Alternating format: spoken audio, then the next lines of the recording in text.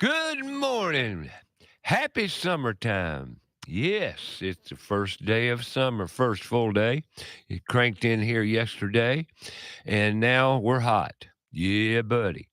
Oh, my goodness gracious. 10-day outlook. Well, let's talk about today. Today, high of 92. Summer has come in with a vengeance this year.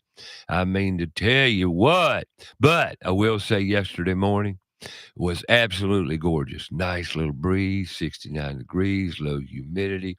Went out and walked in the meadow with bare feet, got grounded. Yeah, crazy as it sounds, it's so good for you. Man, I'll tell you what, it's beautiful. Gorgeous morning. You didn't step any dog poop, did you? No, I look, but I look before I walk. Okay, good. No. See, look at you there. You being negative again, looking at the poop side. Come on now. Well, I Keep heard a keep it park. positive I there. heard a park, and No, I thought a no, dog we poop. wasn't in the dog park. Okay. Actually, there's a little jewel of a park. It's all natural called the Ribbon Walk over on Niven Road up in the hood where I live. Heard of it, never been. It's just a completely natural reserve. And it's just a beautiful little area. It's got trails all through it, a couple ponds, lakes, call them what you want, water features in the woods. Very natural, beautiful wildlife area. Although, as many times as I've walked the trails and walked through it, I've seldom seen deer and wildlife. Puzzles me sometimes, but it is in the heart of the city. And believe it or not, deer hang out closer to the residential area. You know why? Less noise. No, food. Makes sense. It's environmental. They get fed that way. Yeah. It's amazing what we feed the wildlife. It's incredible, through gardens, especially this time of the year with people cranking up their gardens and everything. Yeah. A lot of wildlife. Hey, your gardens are their food. Yeah. As They'd annoying as chew it it up. is, but it's part of it. At any rate, ribbon walk. We got up yesterday morning and walked through the meadow there in bare feet. It was beautiful. Absolutely. Spent an hour. How refreshing. Hugged a tree. Yeah. Did you kiss it too? Yeah. I mean, them trees, man, are beautiful at this time of the year. Everything's in full bloom, just, man, it's the first day of summer. Hot as heck. Mm. Looking at the 10, oh, God. Got bad. It got hot pretty quick. Yeah, it did. And like I said, it's come in crazy. Next Tuesday, the 24th, Next week. supposed to be 100 degrees. Yep. Wednesday, 101. Thursday, 100 degrees. Which means the heat index. Friday, oh, God. Oh, Lord. Oh, geez. Now I can sit here and kick this hot horse. Lord of mercy. It's going to be in the 90s for the 90s and 100 for the next 2 weeks. Folks, bottom line, summer's here. It's hot as heck. And we just plowed right in. And we just started. We just got here. Hope your AC's working well. Yeah, ACs. One of the most important relationships you'll have as a homeowner is your relationship with your heating and air conditioning company. And it's something I've talked about for many years on the show here. We've had various heating and air conditioning sponsors on the program, bringing in Acosta, Quality Comfort Heating and Air, and great companies. And there's a lot of great companies in Charlotte. But there's also a lot of cash marketeers in Charlotte. And what do I mean by that? Opportunist. Yeah. Uh, your heating and air, your comfort is in a lot of ways like your water. You got to have it. Oh, my goodness. I know a guy right now, he's an avid listener. He's probably listening to me speak right now. He doesn't have any AC. Mm. Hadn't had it for years, which I found out about. We got to fix that, because air conditioning is. Where does he live? In a condo, like, we're kind of talking about earlier, you and I having a conversation. Anyway, but right now, a lot of ACs don't work, and there's a one, and I'm going to talk about this because it's very, very, very, very common that a capacitor goes bad in your AC. Now, what does a capacitor do? Capacitor is kind of like a battery. It's a surge of power. It holds energy, And when you crank a AC up, a motor, a compressor motor, which is all electric, it needs the most power you use ever in an electric motor situation is cranking it up, getting it started. And you need a surge of electricity for that. That's what a capacitor does. They go bad. And when they go bad, it won't crank. It won't start up. It won't get started. I don't know how else to put it. So therefore, they'll come out, and a capacitor is not an expensive item, and it's easy to replace. Although you, as a homeowner, don't know that, or have the testing equipment to test it and that sort of. And that's why you hire a professional technician to come out and check your unit. And they take that, and look, I'm not saying it's all the time. I'm not saying every company does it, but this is a tremendous opportunity for them to upsell you on different services. And if you're above 65 years old, you got a target on your head sometimes. You know, that you don't want to lose comfort, just like you don't want to lose water. So in water, you're at the mercy of the source. Now in the city, it's city water, and you just go out to the meter and turn it on and off. There you go. But with wells, totally different. Totally different. Whole different dynamic to that situation. You're at the mercy of the well digger or the pump maintenance man, the pump technician. Uncle Red, for I was example. about to say he has a That's what. well, right? Oh God, he's called the pump man. Yeah. And capacitors. Okay, back to the heating and air. So a $20-$30 item, let's just say, capacitor could wind up costing you 5, 6, $700 because of upsell. Beware, beware. A capacitor's not that expensive, relatively easy to change, and shouldn't be over a couple $100, somewhere in that vicinity at most. But yet, that's a couple $100 versus another. And like I said, beware. That's all I'm saying. Be cautious. And it happens frequently in this big city called Charlotte. So, but your relationship with a heating and air company is absolutely essential. And if you don't have one, I think you're kind of crazy, because you shouldn't be at the last minute and have to react and respond. And therefore, we go to maintenance. Have you had your AC checked out? And the checking out, a lot of people buy service contracts with HVAC companies. Okay, that's fine. Then take advantage of it. Get them out. Get what you get by being a member of their club, so to speak. Get what you get. In other words, if you get a service call every 6 months free, or whatever, at a basic cost, then get it, or at least once a year. And right now, heating and air, let's talk a few basics, you know, and what you should do. If you got a compressor, that's the outside noise maker. Best way to identify it. It's the thing that cuts on and makes noise. That's your air conditioner. That's the compressor, and it must be clean, serviced, maintained, and most of all, bushes don't need to be right up against it, and leaves don't need to be built up around it. All these little things add up to a big thing as far as cooling your house and keeping it comfortable. Comfort. That's all you want is comfort. And heat rattles your cage. You can get a blanket and stay warmer, but you can't take off all your clothes and be any colder. Now, can you? Nope. So, matter of fact, you'll be cooler if you got clothes on, because it tends to cool you off when there's wringing wet with sweat, which I got this week working in an attic for 3 hours on, I think it was Wednesday morning. Mm. And it was a mild day, though. I was lucky. However, it still came out wringing wet. It's a good thing it won this Wednesday. Yeah.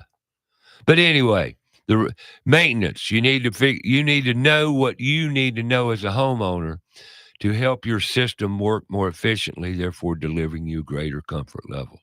We're in the dog days. I don't know why they call it dog days of summer, but it's come in with a big, big bang. Goodness gracious. And there's no really days where rain's in the forecast. We need rain. We really need rain. You garden people out there need rain. Rain barrels, I highly recommend them for gardeners, obviously. You need water source. And frankly, plants like rain better than they like city water. City water sucks for plants and gardens. Got stuff in it, and you're putting it in our bodies. But, hey, I don't as much as I can forego it. Avoid it. Yeah, avoid it. At any rate, it's hot. So that's the big news of the week. And up and coming weather forecast is hot. Man, I dread it. The humidity, though, has not come in yet. But right now, the humidity, what is humidity right now? Let me see. It says 49%. And it's a mild morning. I mean, it's beautiful It's this not morning. bad. I love it. Mornings are great. Right now, currently, temperature in Charlotte, 73 degrees.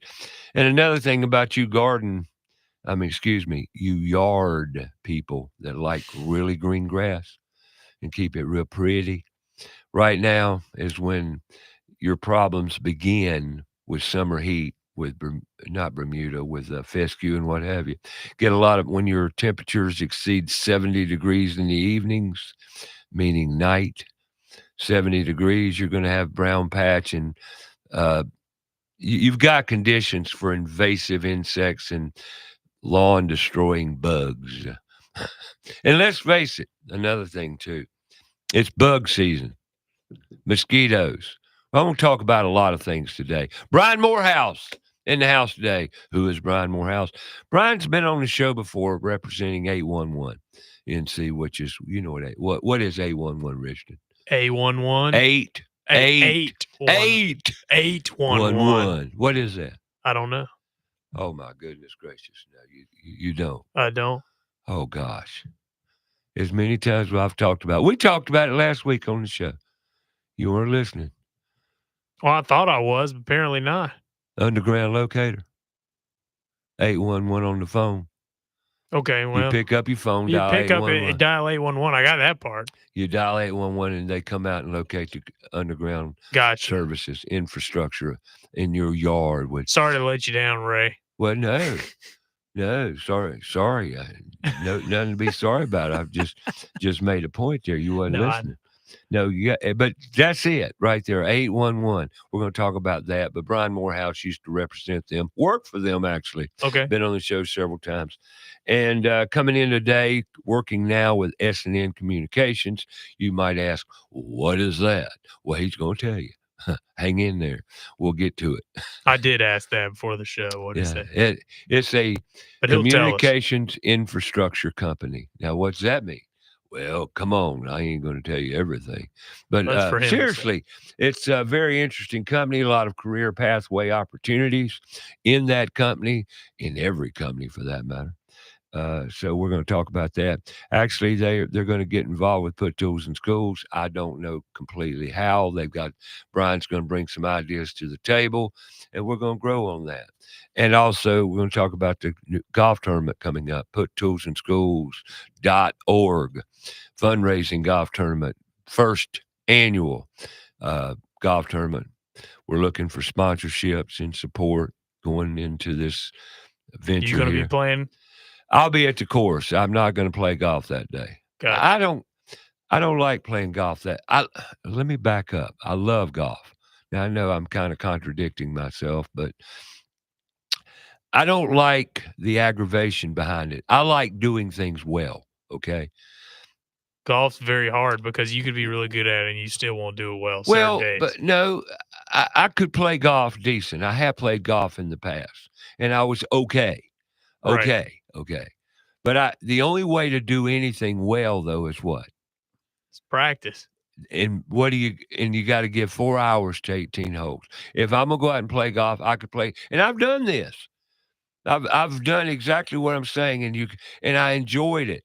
But it takes 4 hours. It takes money and time and focus Very and all. expensive. And well, You can play public you courses, can but it's play still public courses relatively cheap. Okay. Relatively speaking, but you got to pay golf balls. You got to have that's what I'm clubs. You saying, got to yeah. wear clothes. You got to have shoes. You got to do all this stuff around it. Not don't have time. Thank you very much. Although I love it, I think it's enjoyable, and a lot of deals are made on golf courses. A lot of You're a dang right. lot of beer drunk on golf courses, Yep. but come out October 9th coming up to Old Sycamore or put it on the calendar. We're putting it together. I'll talk a lot about that and various other things around Put Tools in Schools. But right now, I'm going to take a break. We're also going to talk to Brian Morehouse. I'm sure he owns a home. We're going to talk about summer. What are things you need to think about with your home? Homes are biggest investment. They're money pits. That's what I'm going to talk about. I'm going to talk about the money pit side. What's that all about? Owning a home. Wow. I've done it a few times, more than a few times, and now I don't do it. And people say, well, what's that all about? Well, I'll tell you. Tune in. You're listening to About Your House on Fox Sports Charlotte. Come on back. We'll be here.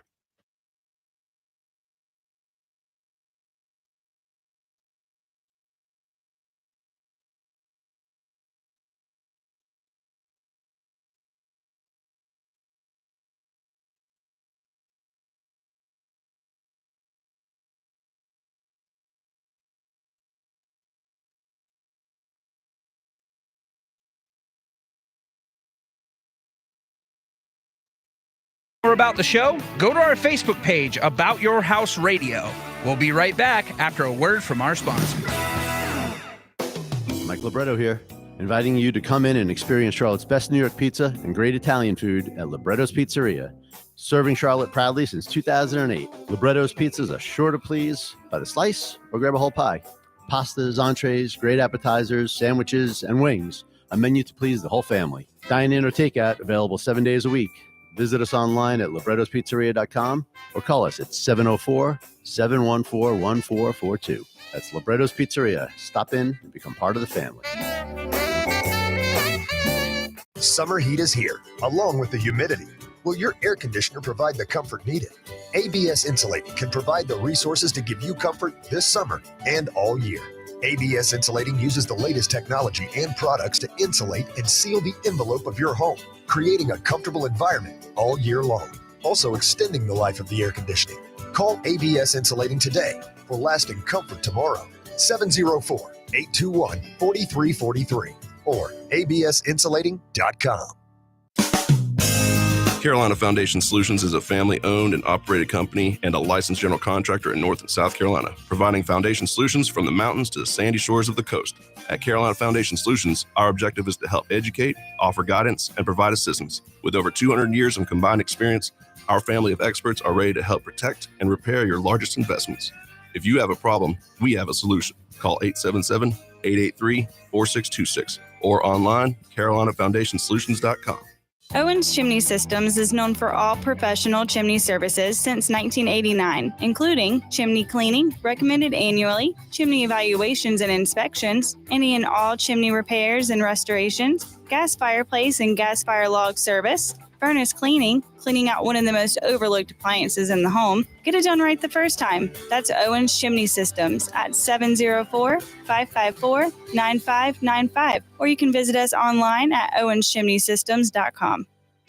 Have a comment or question for the show? Call us 704-227-8986. That's 704-227-8986. Now, back to the show.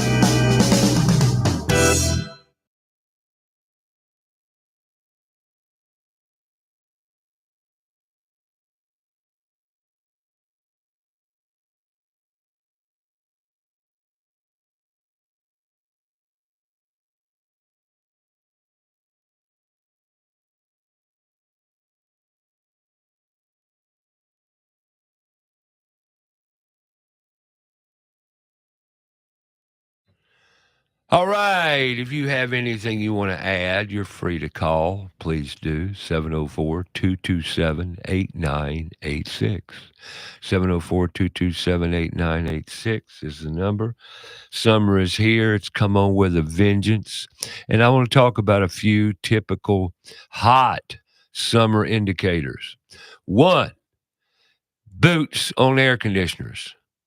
Yesterday, I was in a house that an old duplex built in probably late 50s or maybe early mid 60s with no insulation in the exterior walls. It's over in Plaza Midwood. It's a brick structure.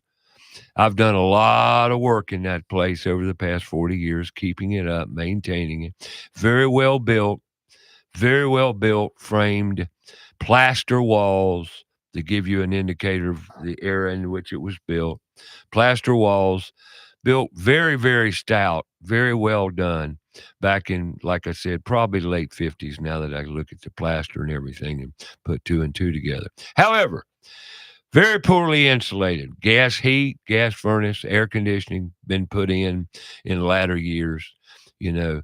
And now here's where I'm going with this. You got an air conditioner pumping out 58-degree air, right, with no insulation in the walls and no insulation in the floor to speak of. It has had insulation blown in the attic to, help it. And it worked. Okay. But the house is a dog crate. And when I say dog crate, I'm talking it's leaky. The floors are 1x6 on diagonal, with felt between. And that's just construction methodology back in the time when it was built. Very, very well built, I must say. Number 2 Southern Yellow Pine. None of this spruce stuff like today. Okay. Walked in there yesterday because they had, well, that's what I want to dwell on this duplex. I've been involved with this duplex for, like I said, the past 40 years.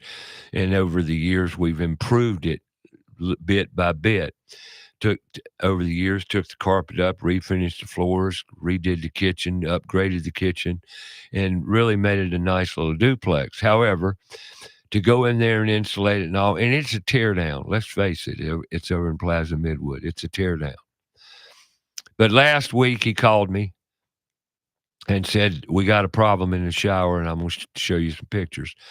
And somebody has changed the head in the shower.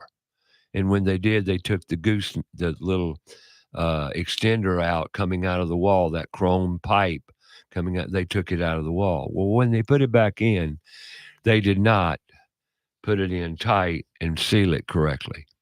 And every time the shower came on for the last, it would have to be 2 to 3 years, water has been going into the wall and completely rotted the stud behind the tile completely. I literally took it and we opened the wall up there and saw the damage, and it was pretty extensive.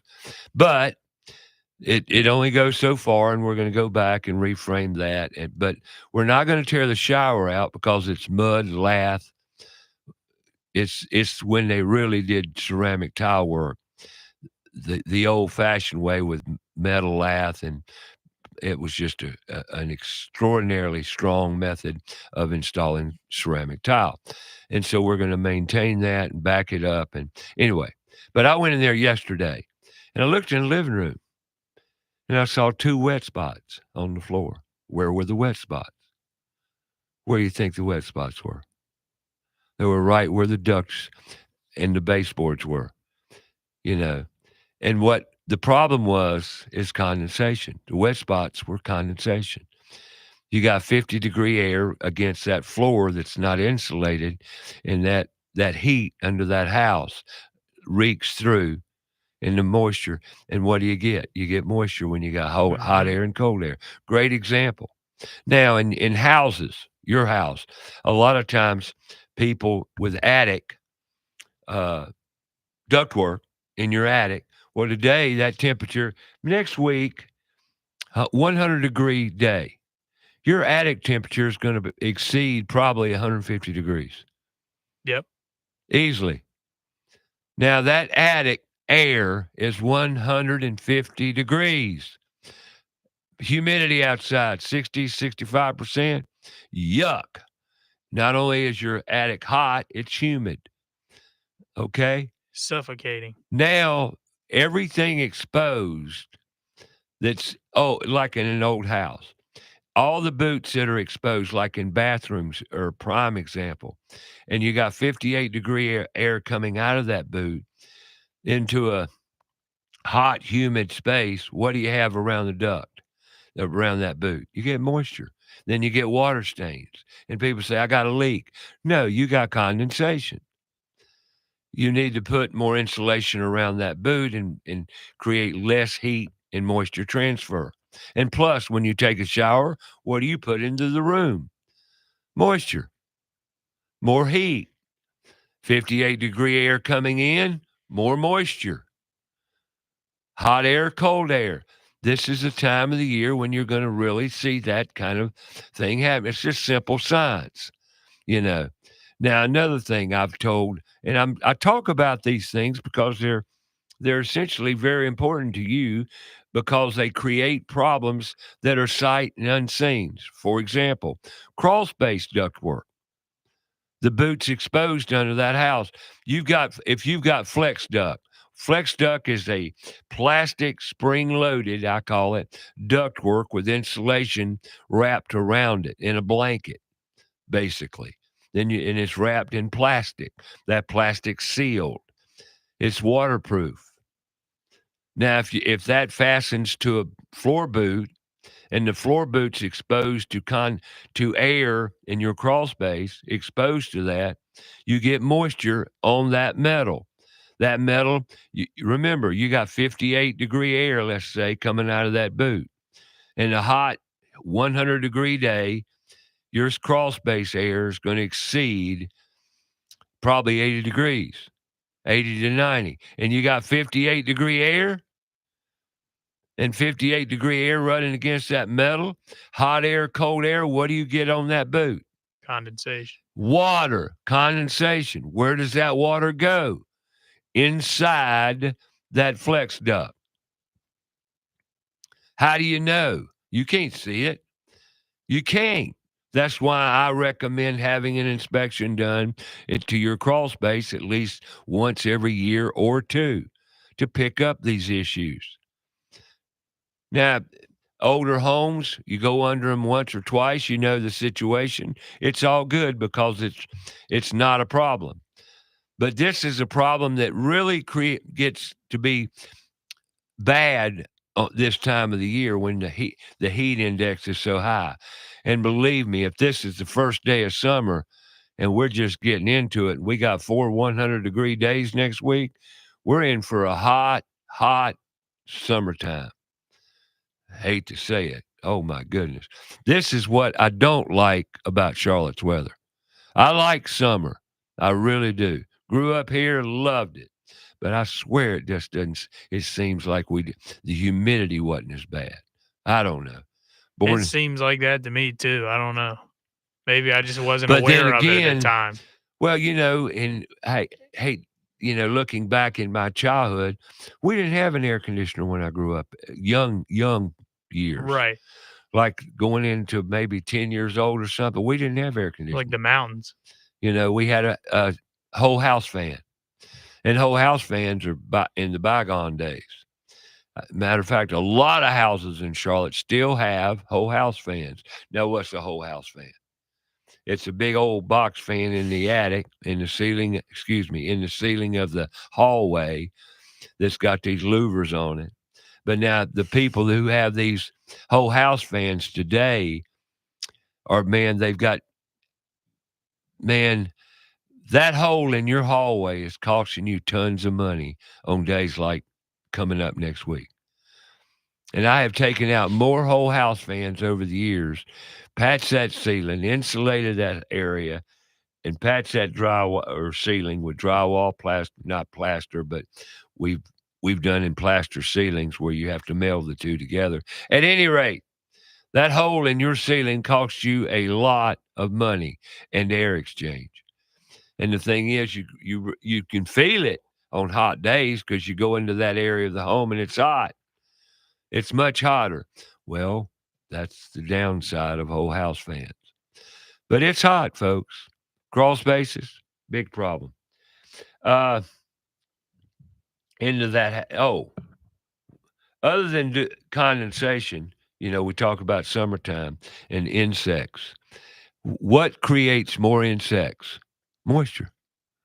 So everything I'm talking about around moisture, like crawl space, now's the time of the year where the crawl space moisture issues crank up, really crank up, because once again, and I talk about this every year, and it's the time of the year it should be discussed.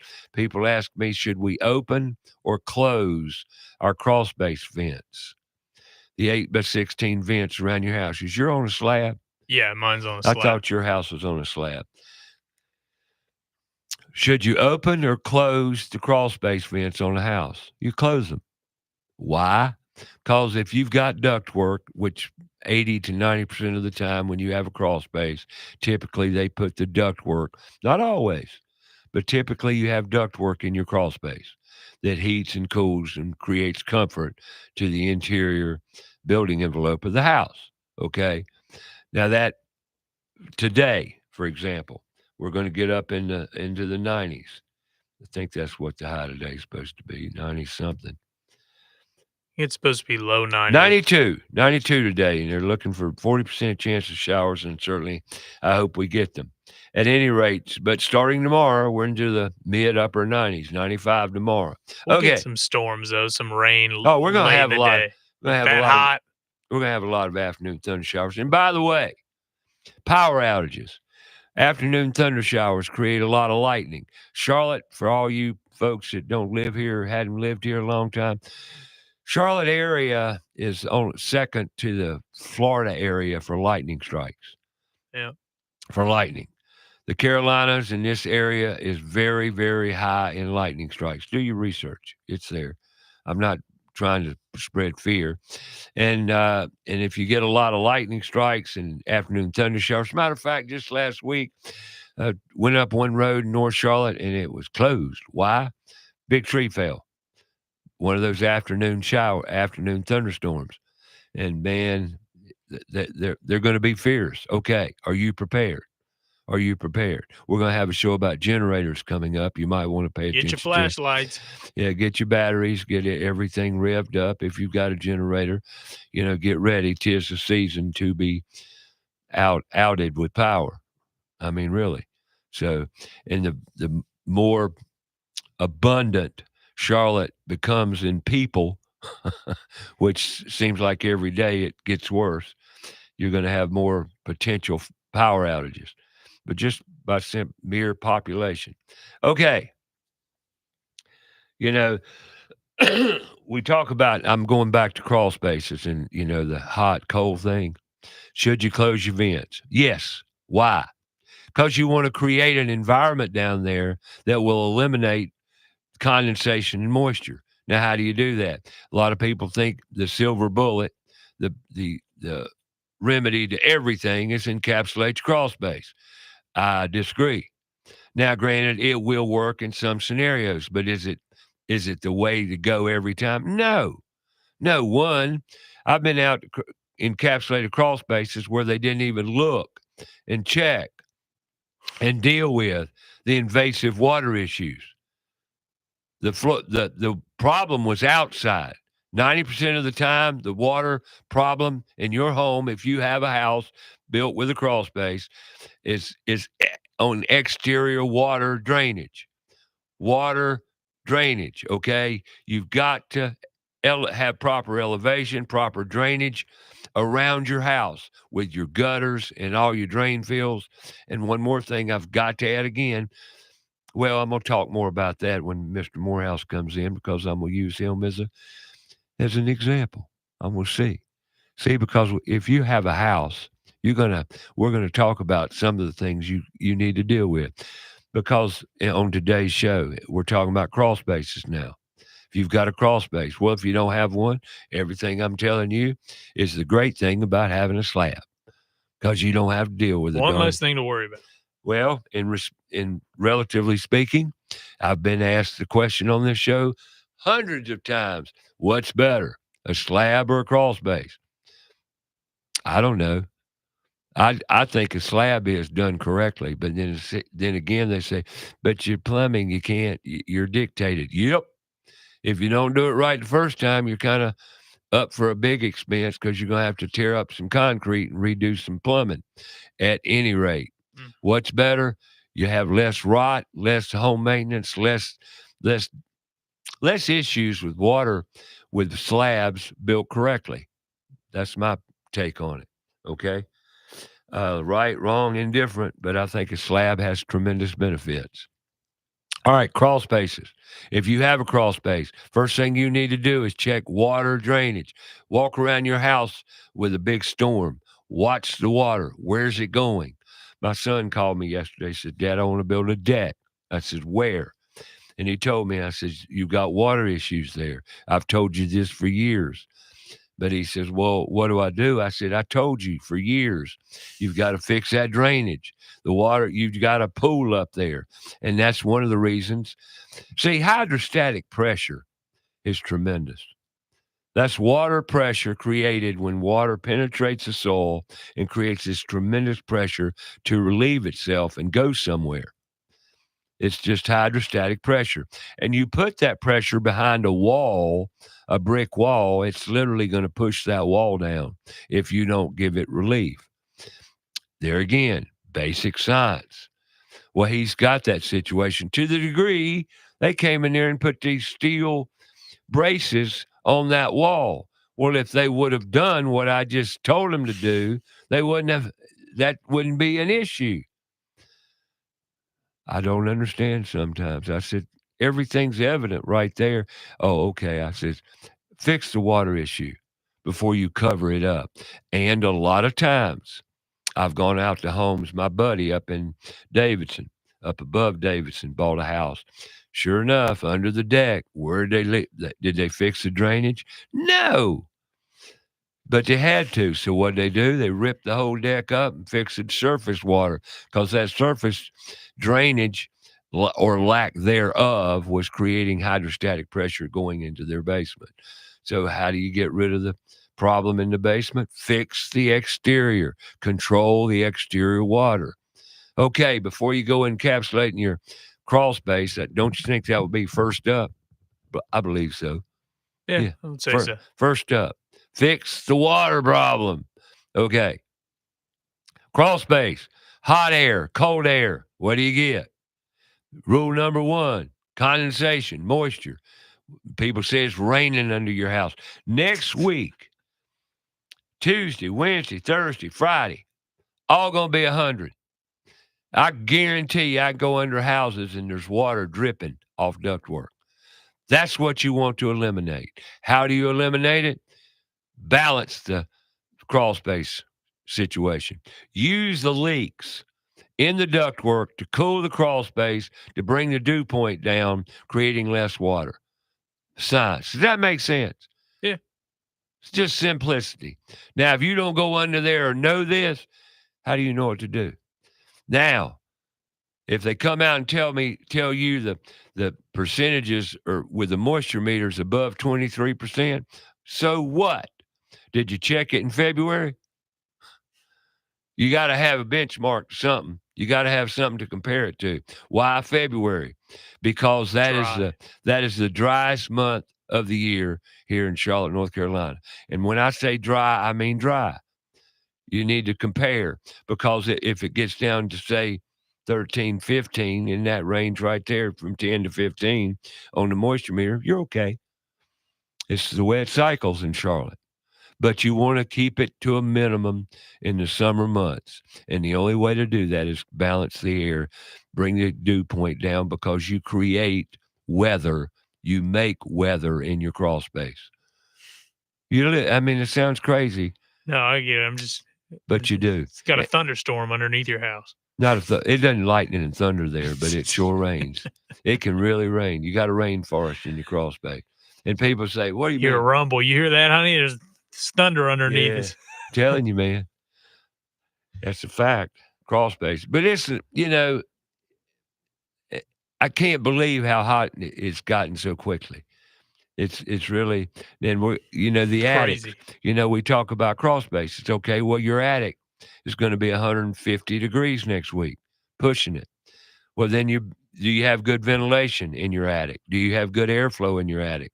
Because see, every time, if you have ductwork in your attic, every time your AC comes on, you get a blast of 150 degree air for about, I don't know, 5-10 seconds until the cold air gets behind it and pushes it all out. But you've got to compensate for that. Now, encapsulated attics, are they effective? Heck yes. ABS insulating. They can guide you, lead you. There are things you can do. If you encapsulate your attic, if you've got a footprint of a house that's 2,000 square foot, 2-story, you're only talking about 1,000 square feet. Not a big price tag relative to what it's going to do to your comfort. These are things to talk about all the time. But right now, I got to talk about a break. Yep, it's that time. Got to take a break. Brian Morehouse coming up, and we're going to talk we're going to continue this conversation today about summer home maintenance checklist. If you own a home, you got a money pit. It never stops. You've always got something to tend to. We're going to talk about what do you do when you leave for vacation. Vacation week's coming up. It's 4th of July, biggest vacation week on the planet. Everybody takes off. What do you turn off? What should you turn off? What should you address before you go out that door on vacation? It could save you a lot of stress, aggravation down the road. We're going to talk about that. So stay tuned. More about your house coming your way right here on Fox Sports Charlotte. Download the free app. Stream us live. Go on your browser, foxsportsradiocharlotte.com. Visit puttoolsinschools.org. Help us raise the awareness to the many career pathways in the construction trades and beyond. Automotive, CDL drivers, all of that, more. Great career pathways. Let's put tools in schools. We'll be back with more about your house.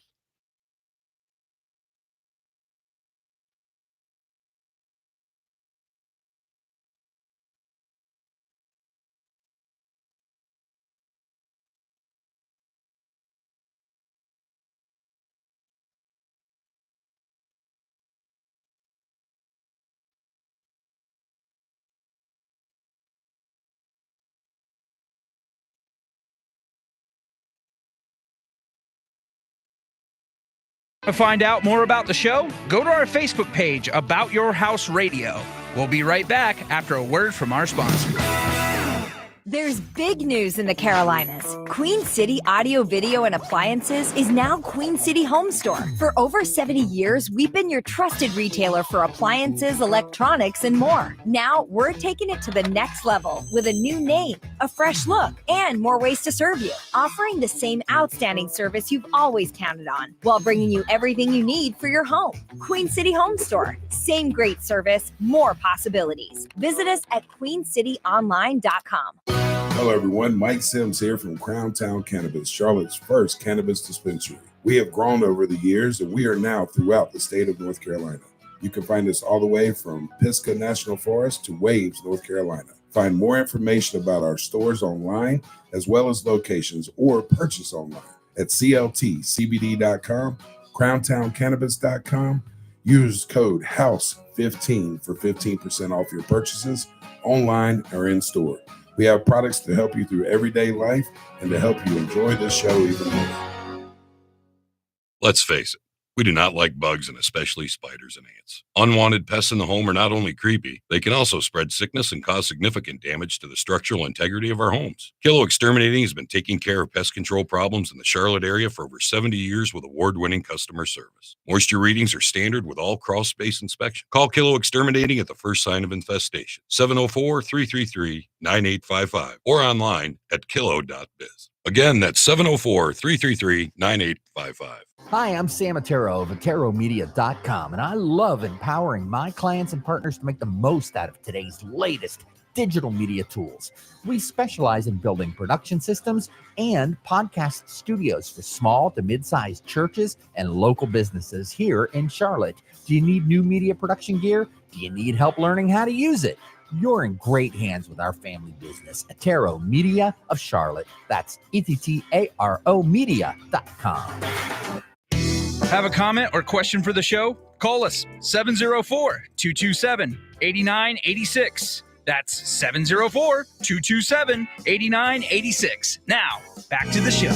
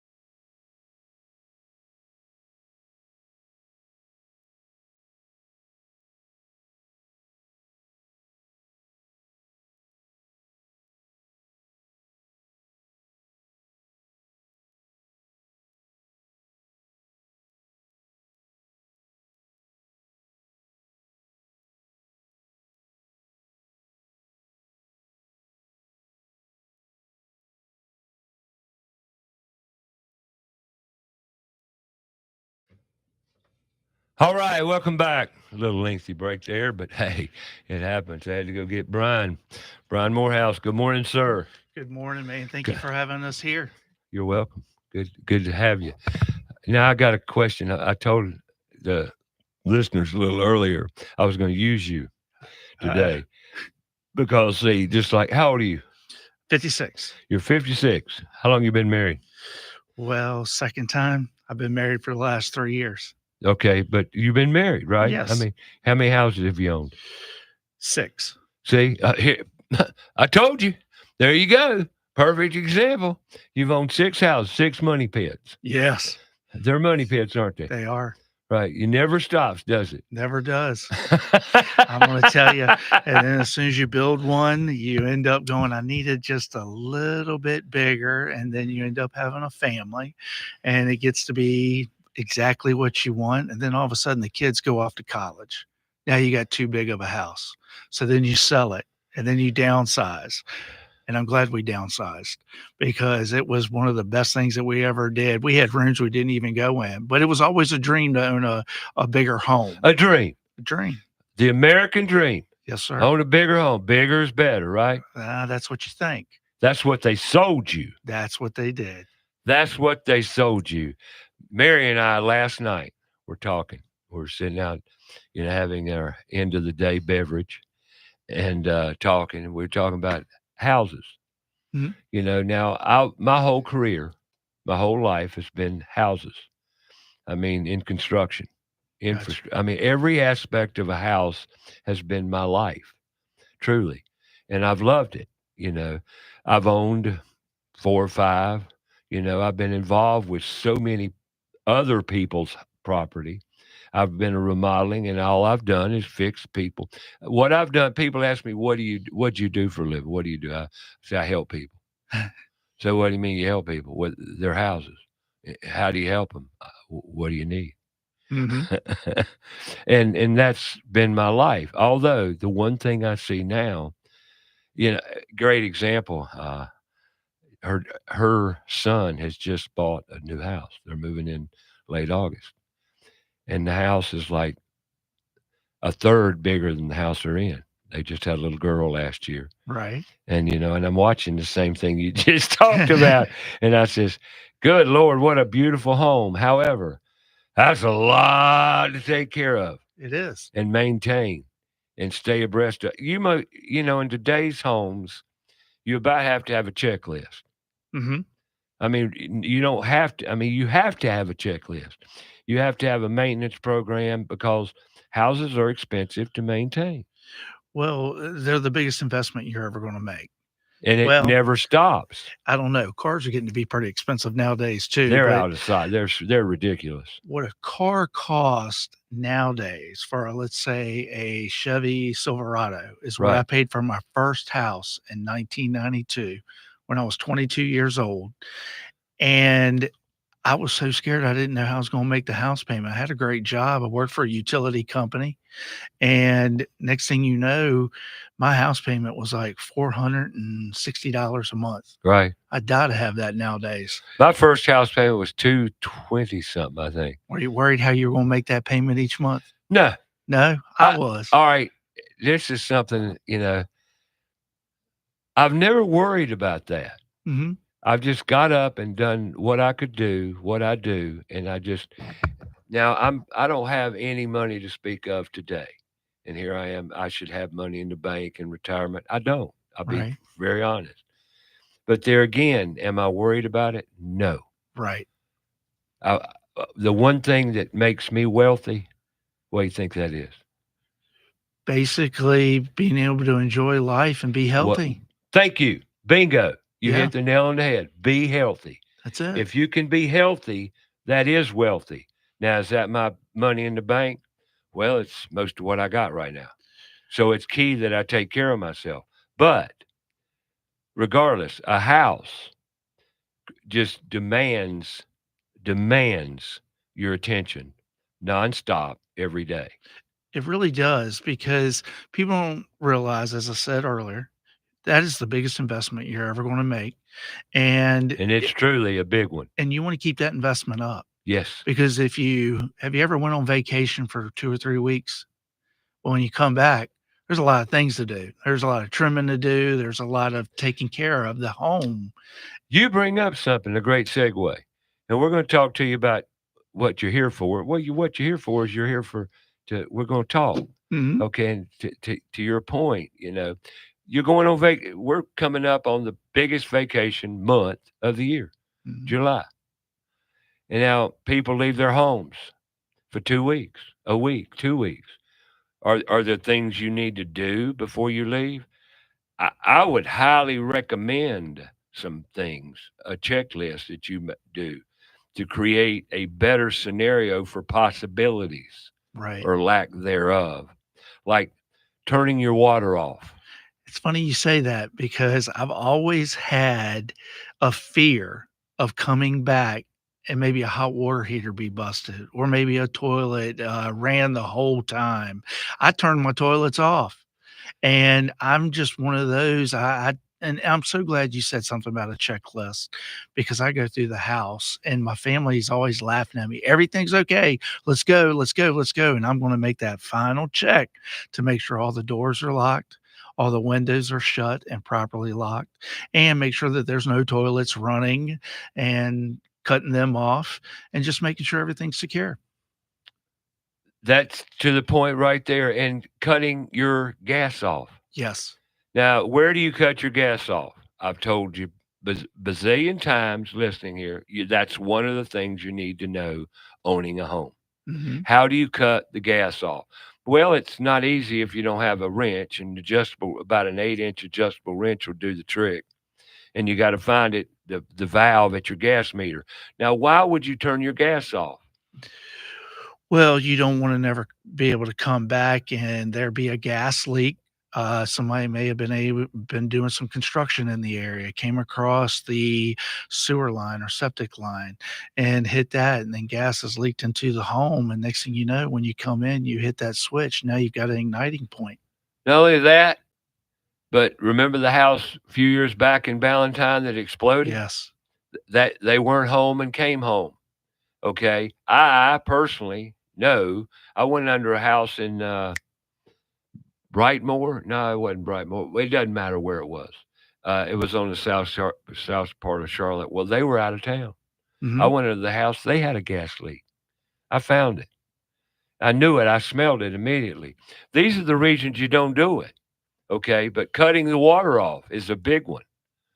A big one. Yes. Everyone needs to be aware of where you cut the water off. Now, if you cut the water off and you have an electric water heater, you want to cut the water heater off. Why?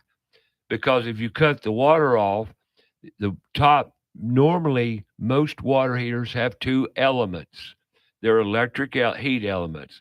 If they're not submerged in water, they blow out, they fry, they just blow out. They won't last because it's in air, and it won't work, and it's going to fry the element.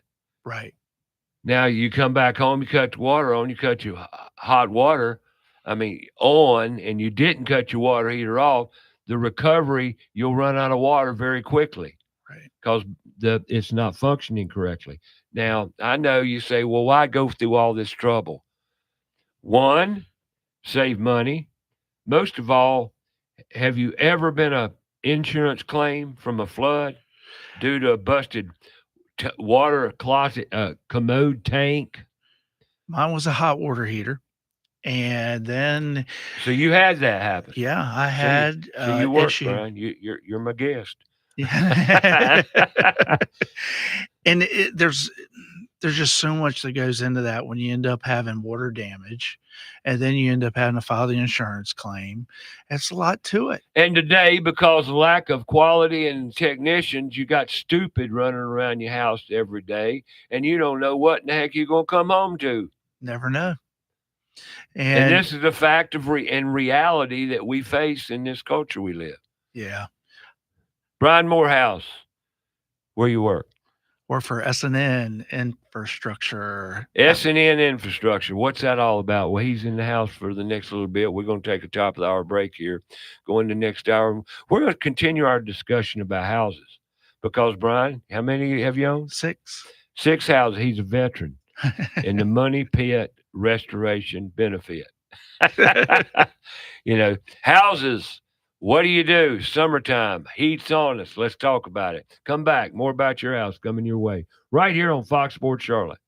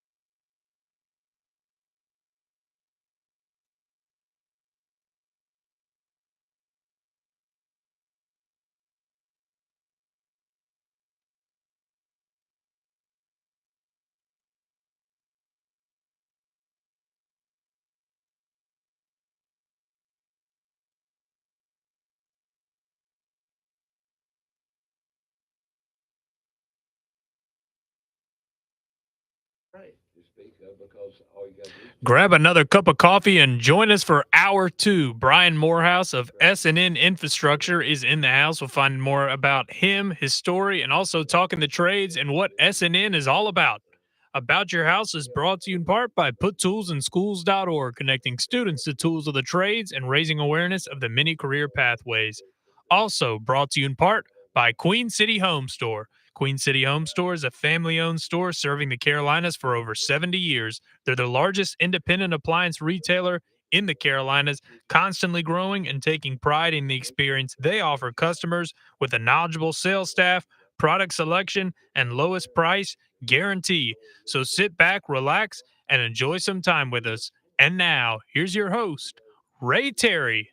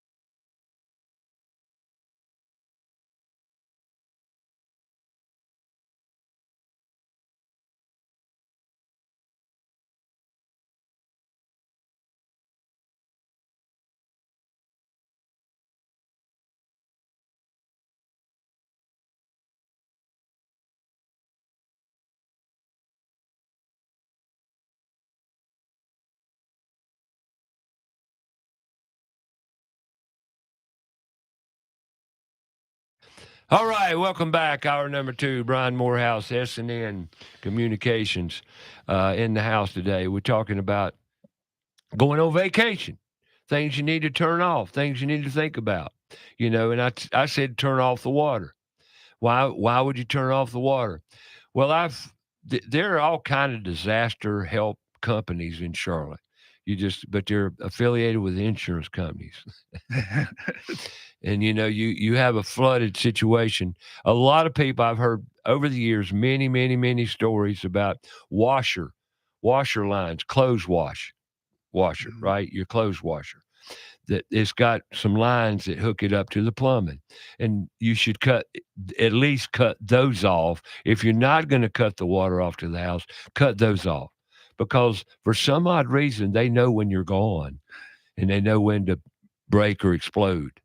Okay. And then when they do, like water heaters, how does it know you're out of town? Sam Matero, one of my culprits with Put Tools in Schools, his vacation was delayed a day because of a water heater. Oh, It started leaking. Well, why would you leave town if your water heater's leaking? right. Right? Yeah. There's another reason you may want to cut your water off to the house. Right there. So we've talked about the washer hoses. We've talked about the water heater leaking possibly. And you wouldn't have this issue, though, if you had an on-demand water heater. Yeah. On-demand water heaters just kind of do away with all those issues. So that's another benefit to having an on-demand water heater. Wouldn't you agree? I will agree with you on that. And they're very good too. They're a little pricey, but they're well worth the money that you'll end up putting into it. They're really not pricey relative to what it does and what it is and the value attached to it. Over the years, I've learned that on-demand water heaters, for one, if you're building a home and you've got the availability of doing it. Now, granted, the fuel I'm going to just take a little side road here, talk about on-demand water heaters. The fuel to fire that puppy up is gas, be it LP or be it natural gas.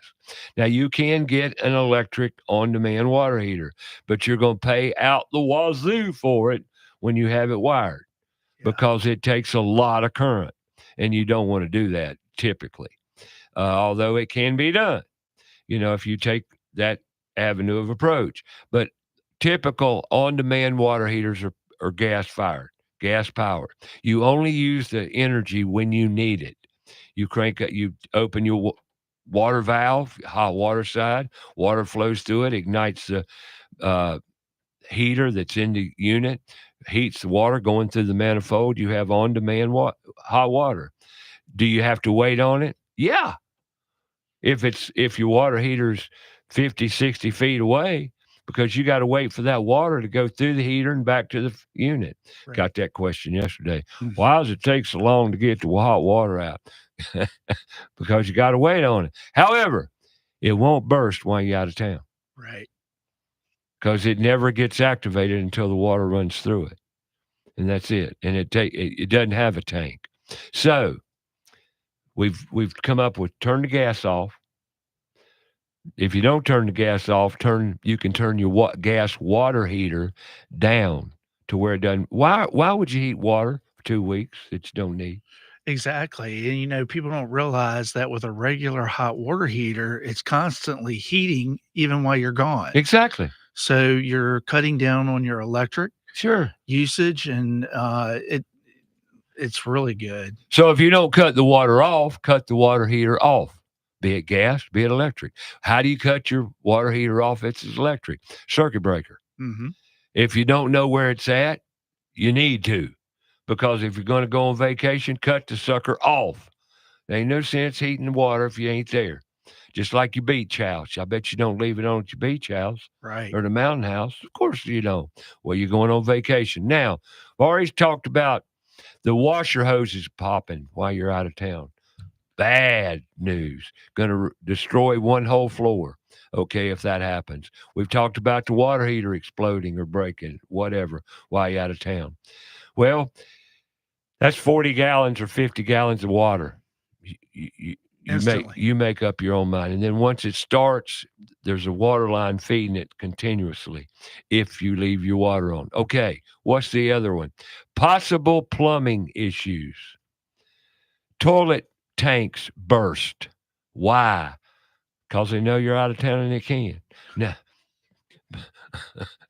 I don't know. And another thing I've seen are riser pipes breaking. Riser pipes. What's a riser pipe? It's the little line feeding the water closet, be it commode. I call them water closets. You can call them commode. You can call it whatever you want to. Call it a potty. I don't care. You got to feed it with water. Those lines break every now and then. They did. They do. And by the way, on those lines, everybody thinks you go to the store to buy a new flex line. Those steel braided lines are better. Not true. Not true at all. Because inside that steel braided line is a rubber line. And that rubber line, once it breaks, what's this steel line doing? Nothing. How do I know this? Because I've replaced several. Now, if you get just your standard vinyl or nylon riser, that thing ain't going to break. I've never seen one break. You brought up a good point. When you make the big investment in your home, putting together a maintenance schedule and plan. And when I say plan, that is planning to replace these items.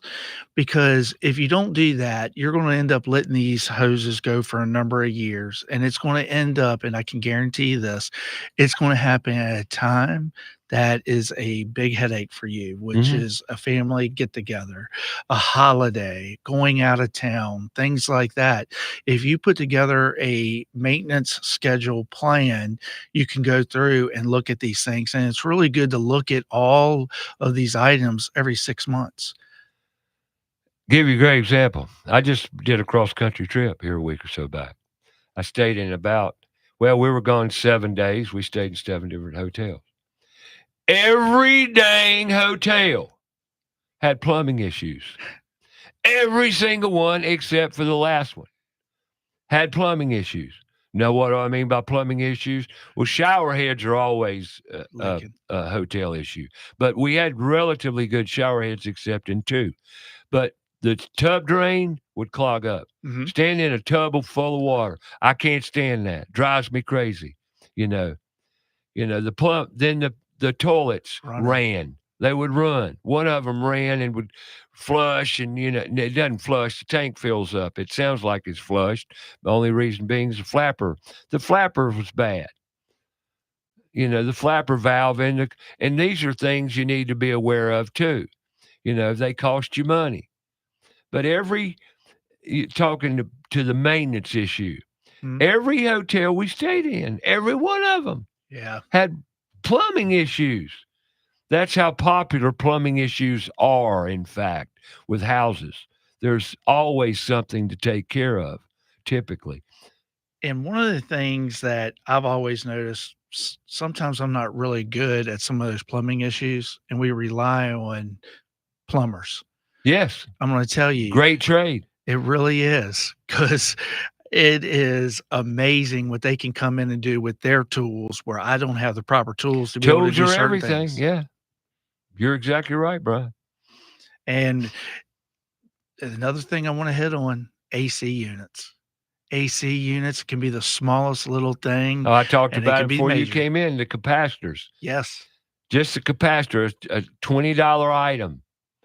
Easy to change if you know what's wrong, if you know how to change it, if you see all the ifs here, which I don't like ifs, and you got to have the equipment. But this is why you need a relationship with a dependable, good heating and air conditioning contractor or technician. I like personal. Don't you? I do. If you know a guy, and you can pick up the phone, or a gal that has a guy, or a gal that has a guy, or a gal that can do it, because there are many women in the trades now, and they do excellent work. But that relationship, one-on-one, you can't replace that. Well, they give you a lot of advice too. Once you build that relationship with them, they will end up telling you, hey, you need to probably keep an eye on this, or like, you're putting a band-aid on this now. You're spending a lot of money, and that really helps you out a lot. It can. And I'm glad that you brought it up, because one of the last technicians that came to my house, because I deal with one particular company, was a female. And she knew her stuff. She came out and she was telling me, "Hey, you've probably got about another 2 years life in this," because our house is 13 years old. And Gotcha. I really liked that they took the time, explain things to me. I mean, I feel like I know a lot of things, but it's always good to be able to learn and keep a good eye on those items. Never too old to learn. Never. But the relationships you build, and unfortunately, there's not enough technicians out there to go around. Mhm. That's what Put Tools in Schools is all about. That's what's raising the awareness, like you say, the female that came out to your house. Females are entering the industry just at an unprecedented rate. And it's a great thing. Why? Because it's a great career pathway. It's a great opportunity. And it makes you feel good to serve people, to your point. Right. And one thing, like with S&N infrastructure, we're seeing more young ladies, women getting into the utility business. And some of them that I have seen, because, we have overhead, underground, some of them are pretty tough. I mean, pretty good at climbing and getting the work done and everything else. But they're not, and here's the key. And we're doing more interviews, and I'm glad you brought that up, because in our discussion about what we can do, I want to be able to interview these ladies as an example, as inspiration to other females out there that never gave thought. I've done a lot of events around career exploration, career development, career pathways. Okay. Matter of fact, I attended an event the other day where a lot mothers come in with young students, high school students, and what have you, because they have an interest. And what's amazing is how the mothers are very interested in the trades as well, in repairing, because as we all know, they live. And please, I'm not going to ask for forgiveness. I'm just going to tell you that I'm a believer that women have a place in our culture as much as men have a place in our culture. I totally agree And with you. and women not necessarily are all bound to be at home and be mothers and maternal necessarily. No. They can be nurturing women in the trades. But Mhm. the thing is, women bring more to the table than men ever thought about. Unfortunately, it's true. And a man ain't worth a damn, excuse my expression, without a man. Good. Yeah. And that's the way God made it. You say what you want about that, but that's the way I believe, and you can't change it, because I've lived 73 years on this planet, and I've seen what works and what doesn't. But women are absolutely phenomenal at getting something done they love to do. And there's the key. Well, they have such good organizational skills. Innately. And they can put things together. And one of the things, last time you had me on the show, which was back in March, I did a call in. We ended up helping S&N Infrastructure teamed up with Caldwell Community College, because they have a lineman program. Awesome. And we ended up talking about the program that we had put together, Girls in Power. And girl power.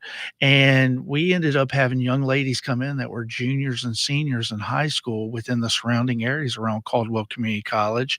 And they came in and learned more about the utility business, hoping to draw their interest towards that. Now, utility business isn't always about overhead lines, underground lines. There could be business sections, there could be design, there can be all kinds of avenues to get into the utility business. And this was making them aware of this program. And we had quite a few young ladies come in, get in a bucket truck, ride the bucket truck. They actually had the opportunity to put on the hooks and be able to climb a couple of feet off the ground, which is pretty good. kid. Not asking you to go all the way 40 feet to the top, but just get the feel of it, see what it's like. And then we also ended up taking the time to show them substation work, and Duke Energy came on. And that's a big company here within That's the big, yeah, and Carolinas. they need the help. And one of the things that amazed me is one of the young ladies that Duke brought with them to show the live line demo where they actually show like what would happen if something fell onto a Sure. line. She had a very interesting story. I asked her. Can you hold it? I'll hold it. Interesting story. Duke Power employee, female. We're going to hear about it, but we got to take a break here. When we come back, we'll hear that and more. Brian Morehouse, S&N Communications, and what's that all about? More to come right here on About Your House.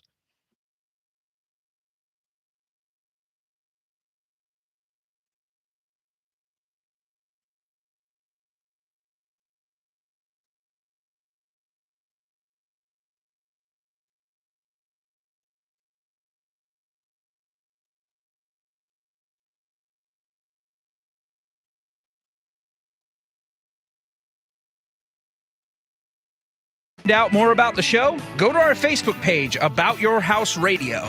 We'll be right back after a word from our sponsor.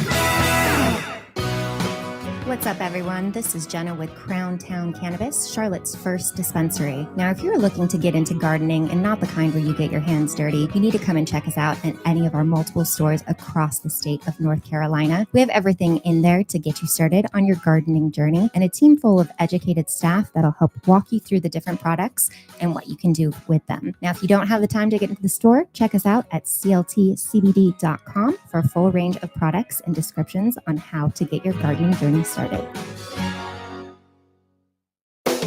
Mike Libretto here, owner of Libretto's Pizzeria and Spinello's Pizza. I opened my first pizzeria in New York City in 2004. Not long after that, I took my passion to Charlotte, North Carolina, serving up a taste of New York City with great pizzas and authentic Italian cuisine.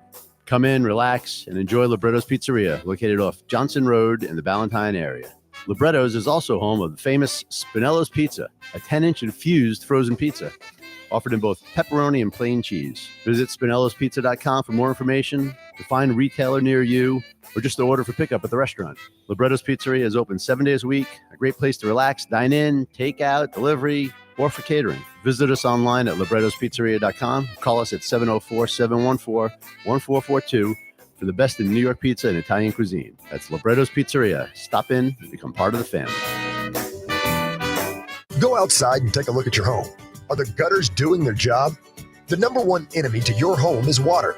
Most homes are built with small, inadequate gutters and small downspouts. ABS Insulating has a division of the company that does nothing but gutter services. All gutter services: cleaning, maintaining, repair, new downspouts, replacement, and new gutters with many types available. They're a leader when it comes to gutter protection. Call ABS Insulating today, 704-821-4343 or absinsulating.com. There's big news in the Carolinas. Queen City Audio, Video, and Appliances is now Queen City Home Store. For over 70 years, we've been your trusted retailer for appliances, electronics, and more. Now, we're taking it to the next level with a new name, a fresh look, and more ways to serve you. Offering the same outstanding service you've always counted on, while bringing you everything you need for your home. Queen City Home Store. Same great service, more possibilities. Visit us at queencityonline.com. The professionals at Kilo Exterminating Company have over 70 years of experience in pest control. Throughout the years, they always pride themselves on maintaining the highest standard of quality and customer service, with every technician being state certified. And moisture readings are standard with every inspection. Their top priority is ensuring your home is free from pests such as ants, mosquitoes, termites, and any other pests wreaking havoc on your home. That's Kilo Exterminating at 704-333-9855 or online, kilo.biz. That's 704-333-9855.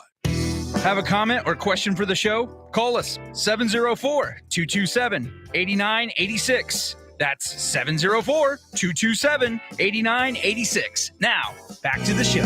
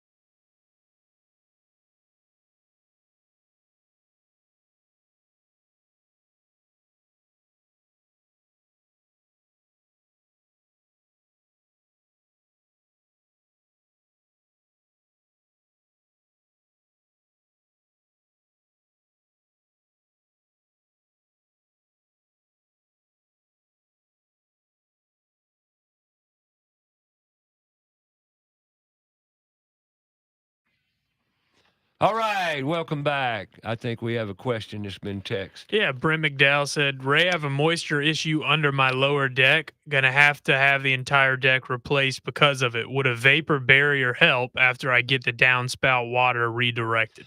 No. All you do with moisture barriers is you trap more water.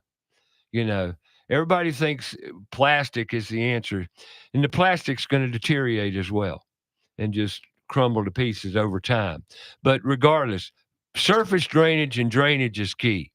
If you let nature do its thing naturally, called gravity, it works every time. If you've got drainage issues with downspout drains, the 4-inch drainage pipes, drainage system, you need to have it cleaned out, serviced. Anything you put in the ground, underground, that requires maintenance, then maintain it. I've got that question twice in the past week. Are there companies out there that will clean drain system? Yes, there is. I'm going to have Tim Hodges on the show. We're going to discuss those drainage issues. But I wouldn't recommend plastic. It's the same conversation I had with my son. He wants to build a deck. We'll take care of the surface drainage first. Let nature take care of the water. It will if it's done correctly. That's my advice. You do what you want. It's your house. But why put plastic down? Plastic is another maintenance issue. If you put it down once, and people, for some reason, under crawl spaces, they go in there and replace their plastic. Why? But that's just me talking. I mean, what do I know? Surface drainage, handling the water, taking care of Mother Nature is first. But Mother Nature will take care of it if you provide proper drainage fields. Makes sense? Yeah, that makes a lot of sense. So anyway, all right. I hope I answered the question, Brent. All right, let's go back to the story. Before the break, you were talking about a female they had, Duke Energy had out there At talking Girl Power. about, girl power. So I thought it was real interesting. She was working with a live line demo that Duke brought out to Girl Power there at Caldwell Community College back in March, and just real interested about how people get involved with the utility company. So I was asking her, how did she get involved? And she said she was going to school to be a pharmacist. I was like, well, that was a big switch. And she said, my roommate at the time, her mother worked for Duke Energy, and she was really looking for another, career path. So she got to talking with her friend, and her friend told her, how good the company was, and, everything that was available and the opportunities. So the young lady went through a lineman school and she graduated. Come to find out, her roommate's mom was in the business office. But that led this young lady into the trade, which she must be pretty good at because she's, helping run their live line demo. So there's always opportunity there, and don't never give up. I remember when I tried getting on with the power company, me and you were just talking during the commercial break, and you were telling me how you had a welding background. That's how I got started at Newport News Shipyard. I ended up graduating high school and went into the welding trade. Let's back up, man. Where are you from? I am from Newport News, Virginia. So you grew up in Newport News, which is a coastal port area. Yes. Okay, so you got out of high school, and I'm glad you brought this up because that was how I was going to plow the garden into what you're doing today. So I ended up graduating high school. My family all worked in the shipyard. I got brothers, sisters, mom, dad. Everybody's got a different occupation. Electricians, machinists. My mom was drawing, drafting and everything else. So I got into the welding trade, and I liked it. And then I thought, I want to go ahead and be my own person. I don't want to just follow in the family into the shipbuilding business. My uncle was in the shipyard and down in Houston. So I went ahead and applied to, back then, it was called Virginia Power. And I was really interested in trying to get on, and I wanted to get on any way I could. So I applied. So you didn't like welding? Is that what? I liked welding. I want to go to the Surrey nuclear power plant and get trained, and I want to be like a nuclear welder. I hear you. Yeah, that's a whole pathway in itself. So once I took the test, I don't know whether I failed or I passed, but they put me in the electrical department. And I was really thrilled. But here's the one thing I want to tell everyone about not giving up. I sent my resume off monthly, just like a bill. When I walked in the doors of Virginia Power and met with HR, I introduced myself and they said, "We already know who you are. You've done sent us a resume for the last 2 years, and we kept sending you a letter saying we're not hiring at this time and this and that." Made me feel pretty good. So don't never give up on something that you really want to pursue. Awesome. So I got involved with Virginia Power. I ended up working with them for over What'd you 17 do? years. So I How many started years? I'm sorry, I interrupted. 17 years. 17 years. Mhm. And I Tell me started about where it went, how you got there, brief, give us a So I got in 1990. I was just barely over 20, almost 21. I was 39. And next thing you know, I just kept working and I went into the ground department, underground, worked overhead, and then moved on over to design work. And what did you learn in all that? You learned so much. Well, my dad told me I was going to college at nighttime, and my dad and me were talking one day, and I says, some people are kind of making fun of me that I'm digging ditches and I'm putting cable in and making up meter bases and things like that. And now, I really want to move up. My dad says, "You're doing the best thing possible. You're working from the ground up." Absolutely. He said, "So when you take your construction experience into design, you've already done that work. It's just not reading You it in a can book." see it as you draw it and design it. Exactly. Which you did, right? Once you learn it and you can draw it, you know it. Right. And people say, when I was remodeling and building, when I drew something in my mind, I built it. And I tell people today, I says, when I go out and do any job today, and you can relate to this, I've already done it 4 times. Gotcha. I've done it 4 times. They said, "What do you mean you did it 4 times?" In my head. And it's my job to be prepared when I leave to come do your job. If I do it thoroughly in preparation, the job is literally execution of the plan. And my son told me that's what I love about working with you, because we go out, we execute, and we get there, we talk, what's the plan? What are we going to do? And then I'll talk about the unknowns. But the knowns will take care of the unknowns. Yes. If you plan correctly. And that's what you learn to do, building the foundation. And that's why we need to get these kids involved. But the most important thing, did you like it? I did like it, but I was always seeing a lot of my friends doing other things and at times maybe even making a little bit more money than me. But I was getting a good education. I didn't realize that at the time. I had a lot of people that took interest in me and really wanted to help mentor me. And to this day, I greatly appreciate them and thank them for everything that they did for me. I would really have to thank my dad because he was right there telling me it takes time to gain knowledge. Knowledge is power and power is knowledge. Absolutely. And that really helped me develop to be able to get into design work. And you had a dad. Yes, it was a stepdad. But he was a dad. Yes, he was. He was a father.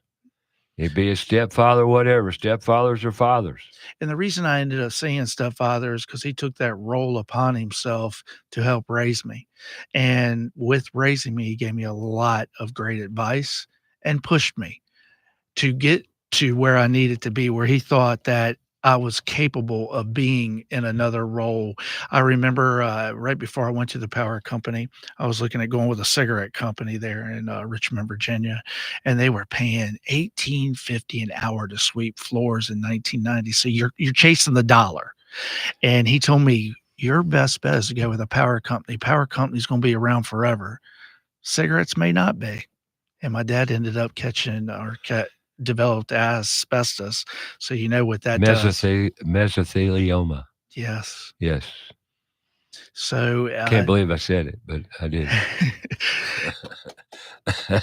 Don't spell it right. No, I think I could, but yeah. I could spell it. You want to hear it, Ray? No. We said it. We did good. Mesothelioma. But okay. And he gave me great advice, but never let me give up on myself.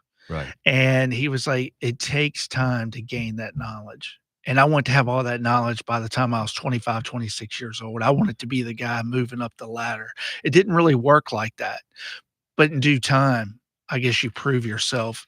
Well, you worked for a power company Yes. 17 years. Well, that was before I came down to North Carolina, and I came down to a company. It's a large co-op called Energy United. It's based out of Statesville, and that we had an office down in Cornelius. So I ended up coming over doing staking and design work with them. So I have over 25 years within the industry. Gotcha. And it started on ground zero, Ground level. just ground level. Yes. And you kind of gravitated to the area that you liked most. Yeah. You said something there, and this is some advice I give many people, everybody I can possibly. If you chase money, you'll never get what you want. You're exactly right about that. Chasing the dollar doesn't make you happy. And just because you can say you make a certain amount an hour, you got to be happy doing what you're doing. Happy is where it's at, and we're not teaching our youth that fact. We're teaching them all the pretentious, materialistic, self-centered ways of life. Me, me, me. You only reach, and help me here, Brian. I mean, this is two of us, okay? You only reach happy when you serve. Okay. If you don't serve, you'll never find happy. Now, how do you serve? With your hands and your mind. Yes. Delivering an application. And I feel like the things that you can do is learn as you're doing it. Always set goals. I always tell everyone, set a goal. Like at the beginning of the year, I will set goals that I want to accomplish throughout that year. And that's what we're trying to teach our kids. Then you have something to push for. Will you always obtain your goal for that year? You may not, but you're giving it everything that you possibly can. And talking about chasing that dollar, I happen to see people that were making probably a little bit more money than me. I had to work a lot of overtime, storm damages, and things like that, but I didn't realize what I was gaining. I was gaining knowledge to make myself better and be able to push myself to move up within a company. And you did it. Yeah, I did it. And then you moved to this company. Well, I ended up, when we first met, I had moved over and jumped on the other side of the railroad tracks and went with 811, call before you dig. And I started off in North Carolina as a liaison, and I had some great mentors. Again, I mean, I was 40 years old, and I'm still going to use this word mentor. It's great. Yeah. Because teachers. I'm 56 years old, and I still have mentors now. They're actually younger than me, but that's okay because I can learn a lot from them. But you also have become a mentor. And yes, you're exactly right. Not realizing it. And that's something I bring forth in a lot of men. I said, now it's your turn. Say, what do you mean? You need to be the mentor. Because teachers aren't all the teachers there should be. Right. We need to teach what we have to teach. If you have wisdom and knowledge, then give it back. And one thing that people don't realize is your parents, they're your mentors. Absolutely. They can teach you or so should much. Be. Should be. Yes, I'll emphasize that. Should be your mentor. And if you're lucky and your parents are trying to teach you, and you remember when you were 22 years old, you were like, my dad doesn't know a thing. If I had $1 for every time I said that, now I'm 56 years old, and I'm going to tell you right now, I think he knew everything. Right. Life experience. Sure. And he went in the military. He got out. He stayed with one particular company, Newport News Shipbuilding, and he had a career that he loved. And he was working with apprentices, teaching them. He was a mentor. I didn't see that. And now I see how much of a mentor he was and people that I worked with. But that in itself is a dying breed. It is. Mentoring, leadership, management skills are dying because we're not teaching it. But we can all be mentors. That's my point. Now we just need to focus, and we need more fathers. I don't care where they come from. I don't care how many kids you want to father. but we need fathers. And you don't really have to be that bloodline. I No, like I said you do earlier, not. a step parent can actually come in and be a great mentor to you. Someone called me last Sunday, being Father's Day, Mhm. thanked me for being the father I am. Oh, that's great. And he said, "You fathered more kids, more people than you will ever know." And that's truly an honor and a great gift that I'm very grateful for, because that's what's one of the issues in our country today is the leadership, management, mentoring has gone somewhat by the byway because we don't have enough leaders anymore to teach. And this is getting into put tools in schools. Mhm. Because if we teach soft skills, leadership skills, management skills, in self awareness, self confidence, then you're building character. And that's something that's not being taught. And Now, that's I'm where not trying to be very critical and negative, but that's some of what's missing. And that is developed through critical thinking skills.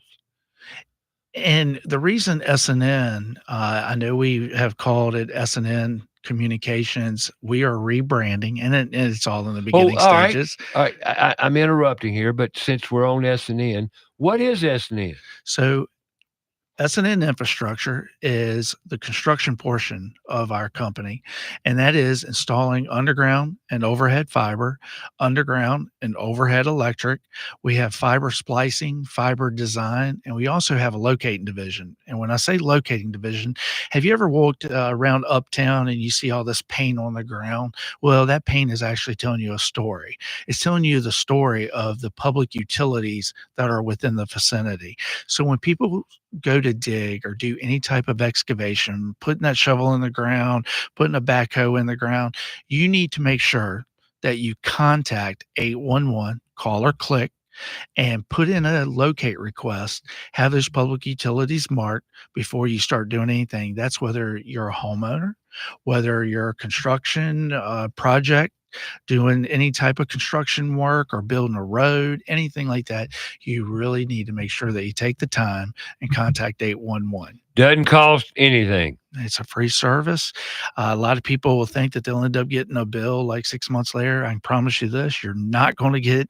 It's a free service that is provided to you from 811 that the facility operators, like the Duke Energies, the Energy Uniteds, they're the ones that will actually, take care of that, making sure that program all works. So it's a great service. So talking about S&N, it was formed in 1977 and incorporated in 1978, and it was with Smith and Newkirk. So that's where you get the S&N portion Well, from. good. I was curious. Yeah. Smith and Newkirk? Yes. Okay. So our owner now, Alan Powell, he had Pyramid Paving, and he went ahead and was bought out by S&N, and somewhere around 93 and became CEO of the company around 95.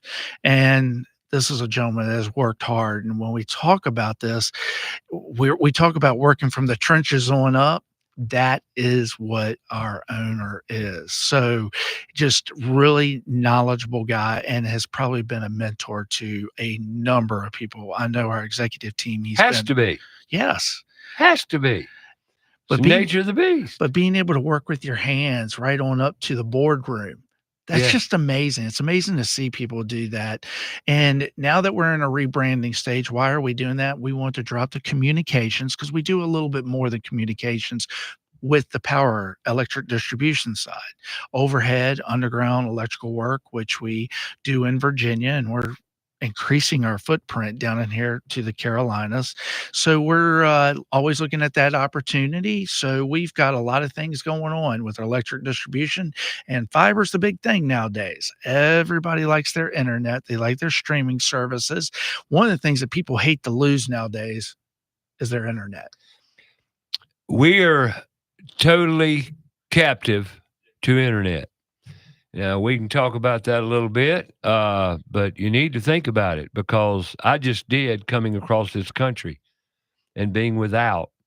and I, being without several times. And I venture to say, one, power, because you can't have internet without power, electricity. Am I right or wrong? You're on that? right. Two, internet. What does that encompass in your life? Think about it, about everything, unfortunately. And when I say unfortunately, I'm talking unfortunately. Technology is absolutely phenomenal when it works. Yes. I could sit here and tell you 4 stories about how it don't work and really cause problems just last week. But that's the life we live. I got to take a break. 704-227-8986. You got something to lend in here. I got Brian Morehouse in the house. We're S&N. What's they going to name it? Infrastructure. S&N Infrastructure. New name, new brand. There you go. We'll talk more about that when we come back from the break. Stay tuned. More to come.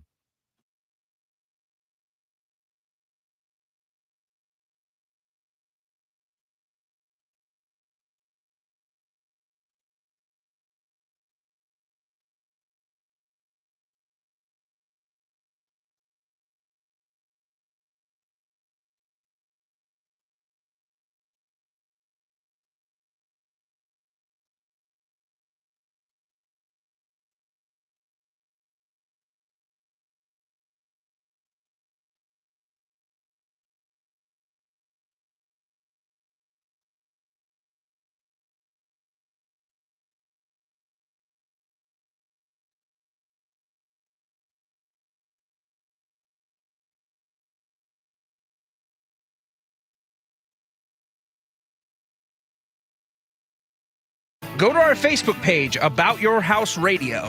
We'll be right back after a word from our sponsor.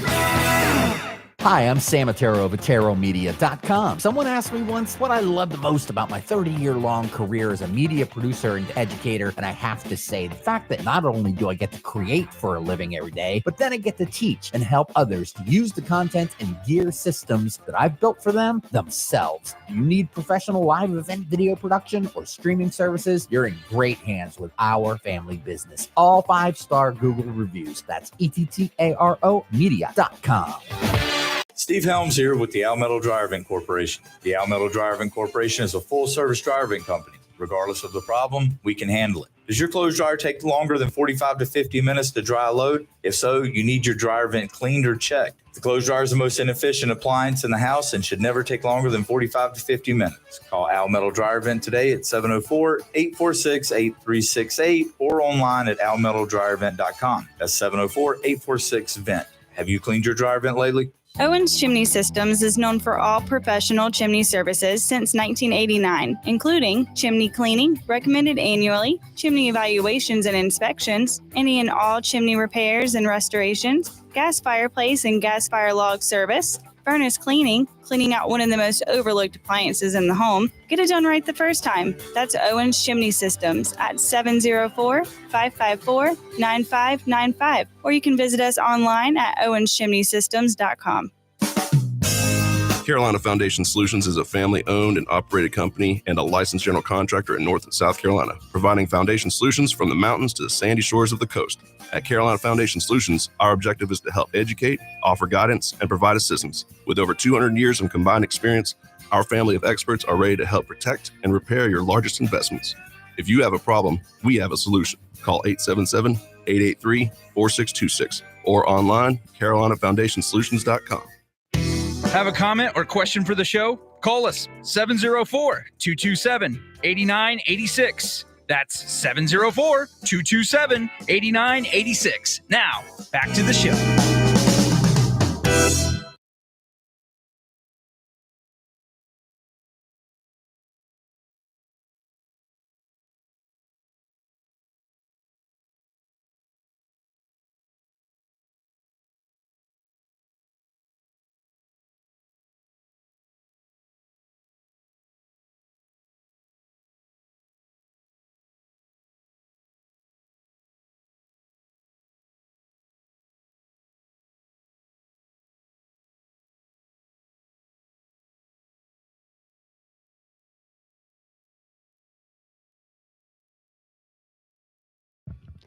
All right, welcome back. Got Brian Morehouse, S&N Infrastructure?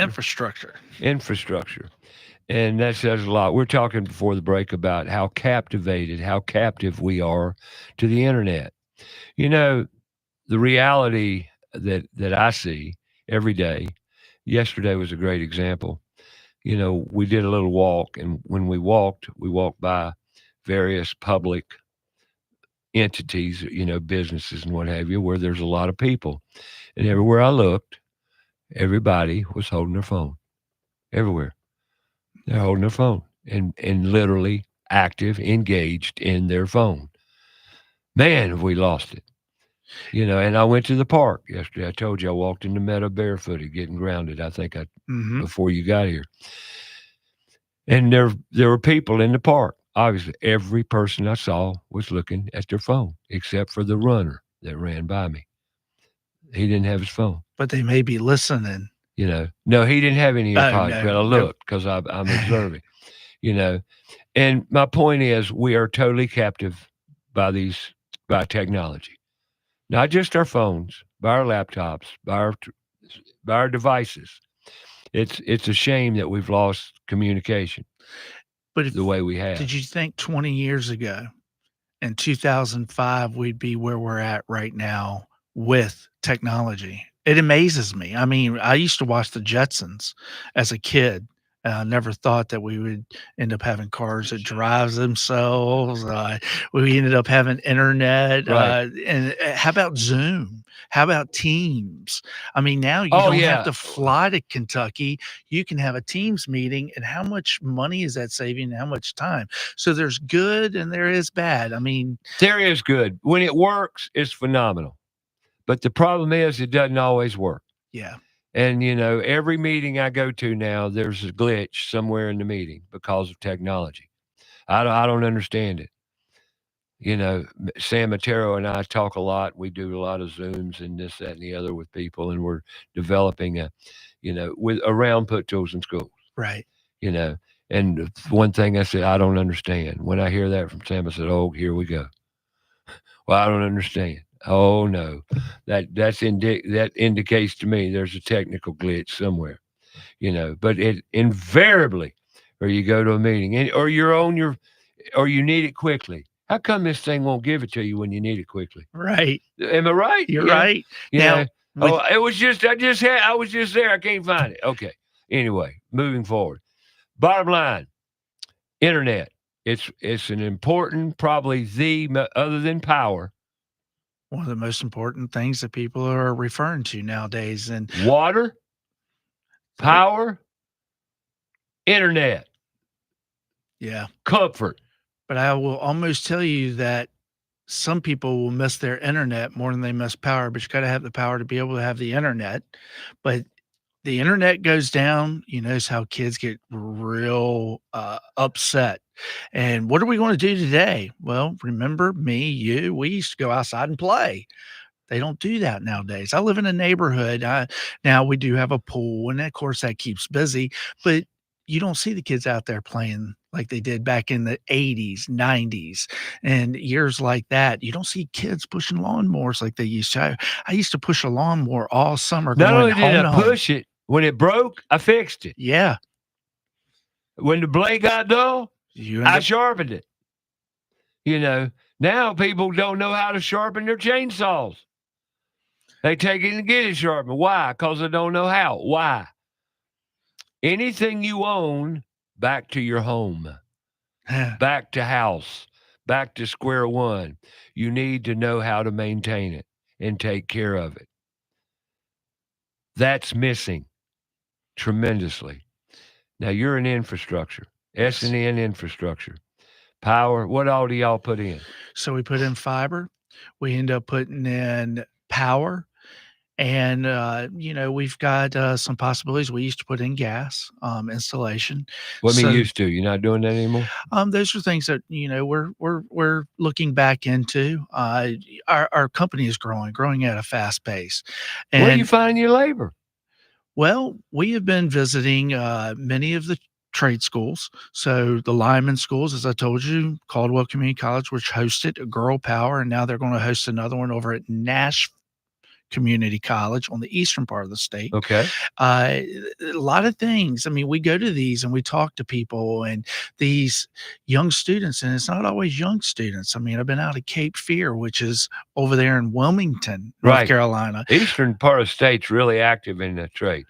And what the military is doing is when people are coming out of the Marine Corps, they're transitioning on over to civilian life. They are putting them through the trade school. So these gentlemen, male and female, let's go ahead and say, are coming out with a new trade. And I just went over there and spoke to their college, which had over 43 students in there. That's amazing. 43 students in the lineman program.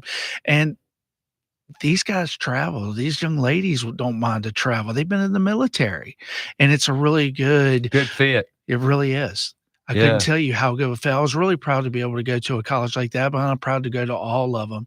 Coastal Carolina, Caldwell. We've been out at Cleveland Community College, Forsyth, many of them. So it's really good to be able to go out there. Now, they go through this program. They learn the basics that there are within line work. And then, you've got your CDLs, you've got your first aid, your forklift, your OSHA 10 and things like that. And they come out. And then again, you have an apprenticeship, which we do for our electric program, and we pay for that. And that's out of Virginia. So it's along with the Association of the Virginia, Maryland, Delaware Association of Electrical Co-ops. We put them through that apprenticeship, and we're the ones putting them through. So they don't have to pay to go through this lineman program. We pay for that while we're also paying them their salary. That's awesome. That's another opportunity, an apprenticeship opportunity. But to get in with S&N, I'm going to ask you point blank, is it necessary that they get involved with the apprenticeship program? Or No. can they just get a job and learn? Yes, they can get a job and learn because we have boring operations, which I'm hoping in a couple of weeks we'll end up having our VP, Drew Powell, on the show, talk a little bit about these big boring machines that are sitting in your neighborhood that probably aren't all that attractive, but what they're doing. Let's talk about those a minute, because it's something that's interested me for years now. The boring machines are these funky looking big cubes. It's got pipes that looks like stacked on top of them. And, they're boring machines for fiber optic cables. Am I right or wrong? Right. I mean, it can be for, many of the utilities, different utilities. It can be power cables. It can be whatever. Yes. Okay. But the technology, and I'm assuming, I'm wanting to know about those machines. I'm wanting to know because the technology involved in that machine is phenomenal. I mean, here's a little boring thing that will go how far? 300 feet. 300 feet under driveways, in and around other cables and infrastructure, correct? That's correct. And a lot of people don't realize that when they're boring, you're not seeing that open trench. That's what boring's all about. You don't have to open that trench. Yeah, back in the day, driveway. they had a big trench digger come down and trench and tear up half the stuff that was underground because it wasn't located correctly or whatever. But that's not the ticket anymore. These boring machines do it all. And it's the way to go. Now, even with the boring machine, you got to contact 811, Oh, get all those absolutely, public sure. utilities, and then you pothole to make sure if you have any crossings, you want to go ahead and expose that. But it's amazing what these machines will do and the time frame that it'll do it. We're actually doing a lot of work down in Florida, and the amount of footage that we're getting in the day is just truly amazing. But it comes with people being educated, knowing how to get the work done, and performing and getting it done right. Sure. And safely. Exactly. And, you take that technology, for example, you talk about all these career pathways that are available in S&N infrastructure.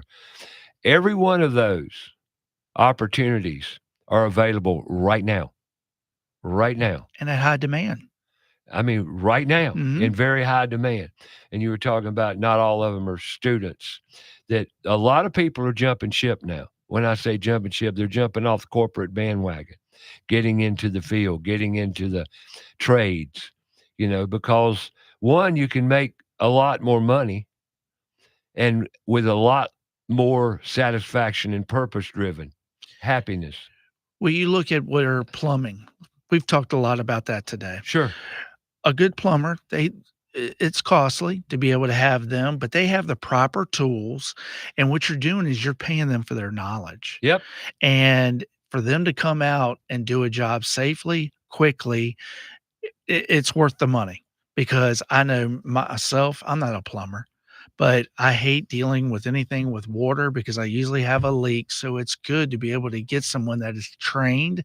And as I said earlier, knowledge, get the knowledge.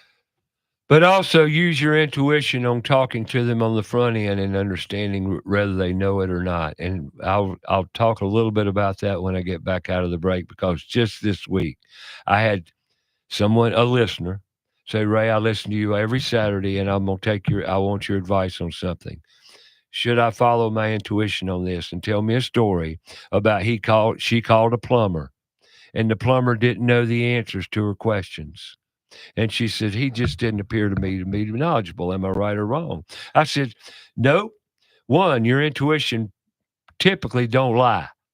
And yeah, you're spot on. If he can't answer your questions and says duh, and that sort of thing, he's not your man. Right. And another lady called me and says, I made a call to another guy referred to me, and he wasn't very nice. Mm. He was basically rude and didn't respond to my questions. And I just kind of laughed. I said, I'm getting this a lot.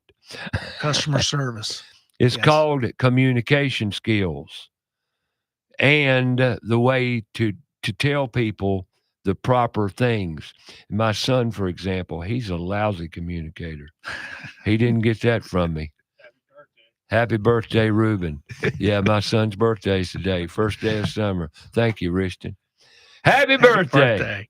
Yeah, I was 25 years old when we had him. All right, we're going to take a top of the hour break here, come back with S&N Infrastructure. Brian Morehouse in the house.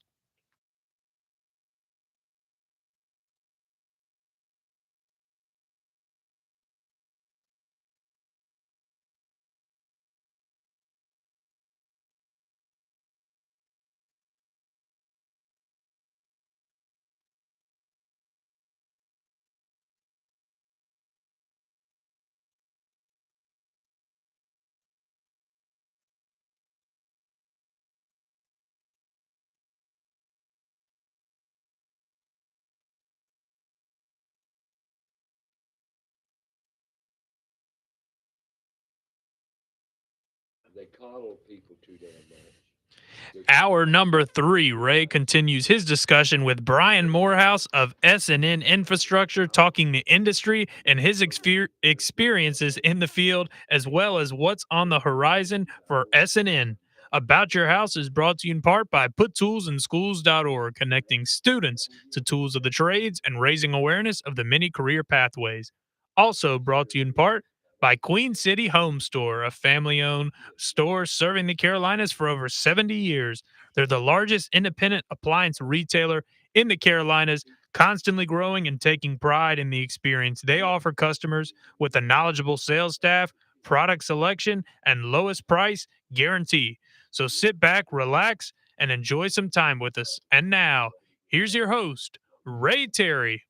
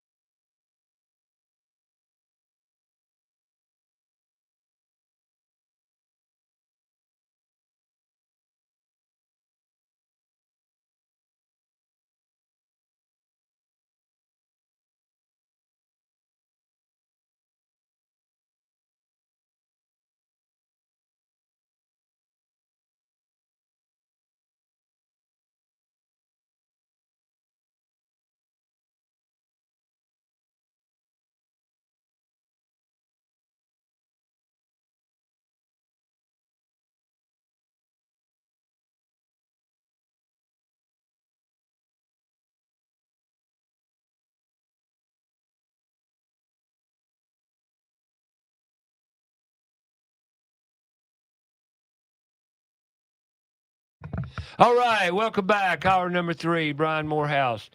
And I will use this time right here an opportunity to say thank you to S&N for donating to the cause. What cause? Put Tools in Schools.org. We've developed, I hope this is the first of developing a program that we can get S&N involved with Put Tools in Schools in some respect, some way, shape, or form. But you're already doing it. And I commend you for that. I mean, I'm really grateful that you're doing it. You're just doing it in other ways, which industry, the number one problem we've had with, well, actually it's twofold. The problems we've had with Put Tools in Schools and the whole directive to start with was raise awareness. Mm-hmm. And we have raised awareness, tremendous amount of awareness. You know, do you realize Precision Plumbing had 500 applicants? Wow. As a result of their initiative around their Put Tools in Schools programs and their new apprenticeship programs and everything, because they're getting out and addressing kids, engaging kids at these events. 500 applications. So it's working. Right. It does work. CETI, the Carolina's Electrical Training Institute, excuse me, drew a blank there. Carolina's Electrical Training Institute. They get 40 to 50% of their applications come from the direct engagement with students at these events. The whole idea behind it all is just to raise awareness, open kids' eyes to the opportunities. And to drive the point home once more, and I've said this before, but I'll say it again, I've had the honor of going to Queens Grant Charter High School this past couple months, I think a month ago. Okay. I addressed 80 to 90 ninth graders, brand new high school students. And I asked them a question. How many have heard me before? None of them. Okay, cool. What's the most important thing you need in life? We all want it. It's the same thing. We all want and need the same thing to prosper in life. What is it? What do they say? What? Money. Oh, yeah. Money every time. No, it's not what you want. What do you want? You want happy. Happiness, health. All right, second. How many know what the word trades are? What's trade? None. One hand went in the air. How many know what the trades are? Not one hand went in the air. Give you a hint. Do you know what the construction trades are? Not one hand went in the air. These are CMS students that got to go to this charter school called Queens Grant Charter High School. Queens Grant. Okay. Next question. How many of you know what an apprenticeship is? Zero hands went in the air. Zero. I don't think we're talking about enough within the middle school, high school age. You know, when I came out of high school in 1987, it was you have to go to college. You have to go to college to be successful. I'll never forget. It was a scam. It's all a marketing campaign. And it's cash cow. I know. And when I went into the trades and was letting them pay for my education, and then I was going to night school, it was because I wanted to be successful as a reason. I wasn't a good student. And I'm not ashamed. You were. Of it.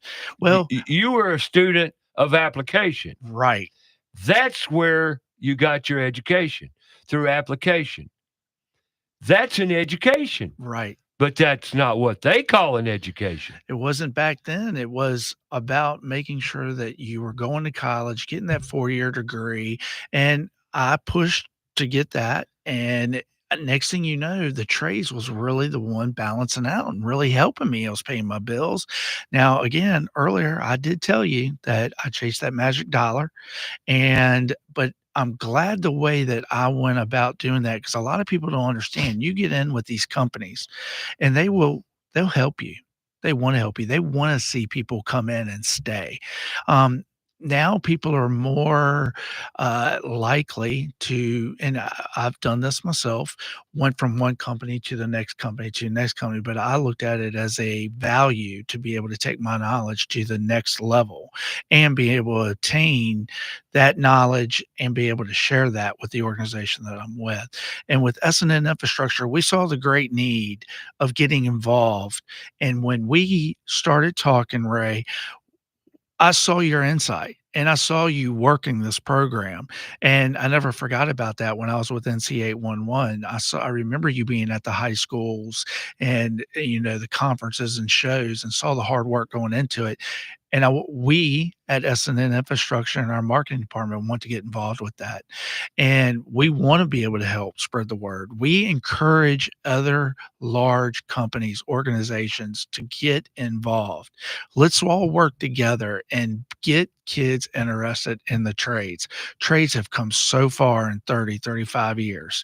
Look where we're at. I mean, plumbers are making top money. AC, heating and air people are making really good money. There is money and a career within trades. It's phenomenal. And, the thing is, what it gives you beyond a career, Yes. what it gives you personally for purpose, service, and happiness. And that's the key thing that kids are missing. They want to chase the money. Mhm. They want to chase stardom.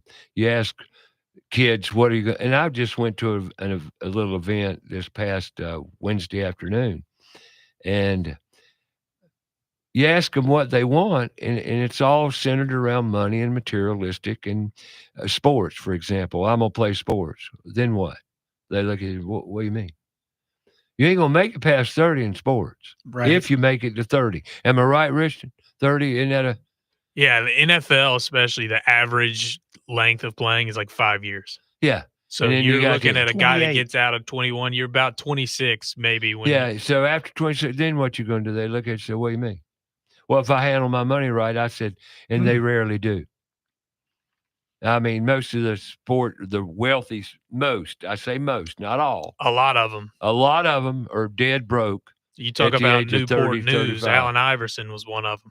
Yes. He did mishandled some of his money, but You it's know, tough. and I understand money's great. You can have large time having a lot of money, but if you don't manage it, you won't have it. Well, it's good that you talk about that, Ray, because let's get people involved in the trades, but also along the way, let's all learn how to balance our money.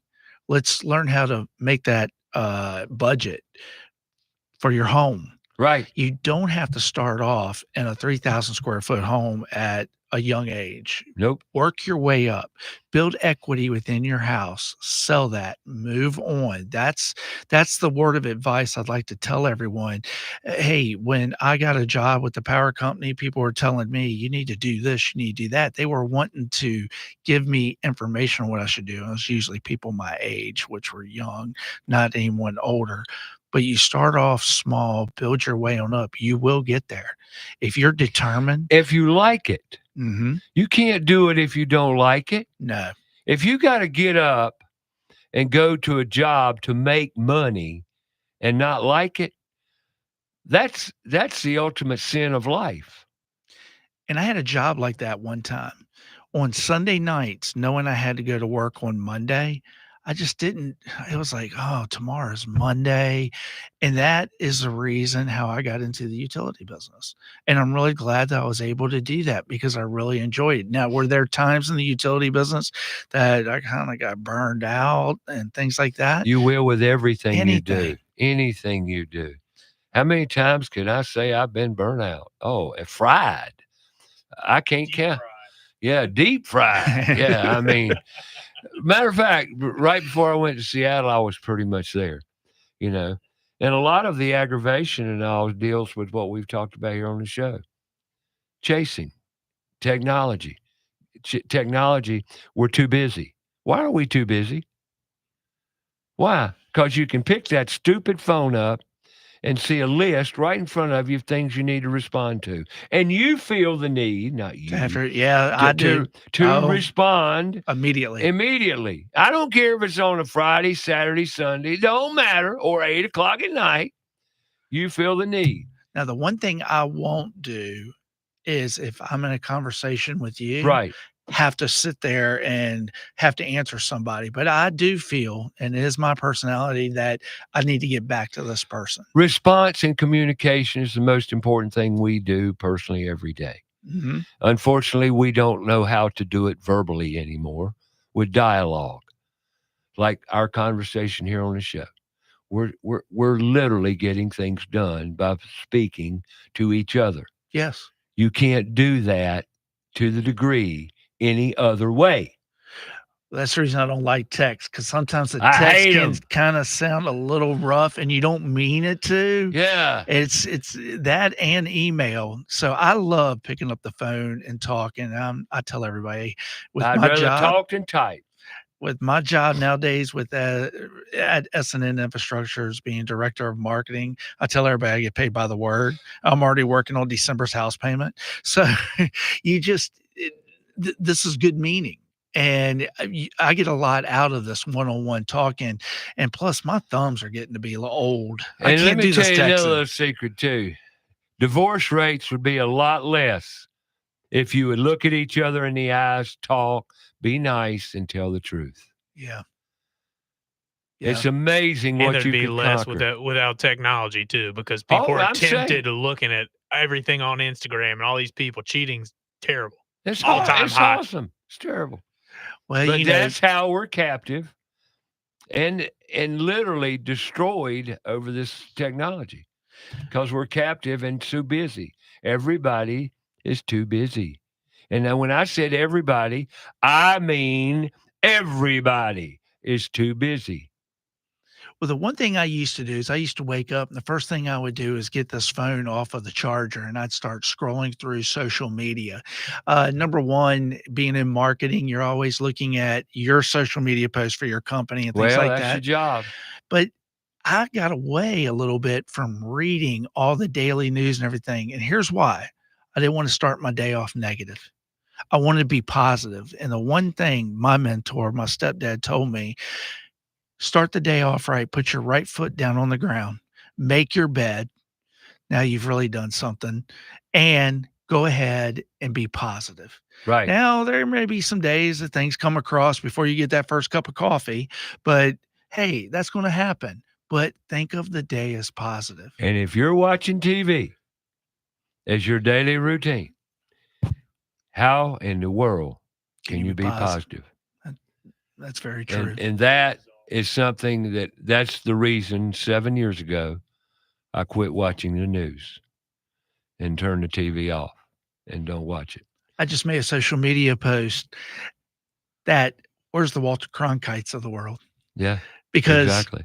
it told the news. And it was very helpful back then and everything else. But And how things have changed. And Ray, I'm kind of like you. I kind of back off from, the social media and watching the news and everything. But being a public figure, which I've said to be part of, a public figure, being on the airways or whatever, it's necessary that I have exposure on social media.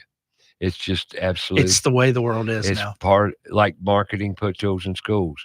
We won't be successful unless we're on social media and market that way. S&N won't be all that can be unless you do the same thing. It's just part of being business in That's business. very true. Like it or not, that's just the way it is. So you have to be exposed to it to some degree. But I will say this.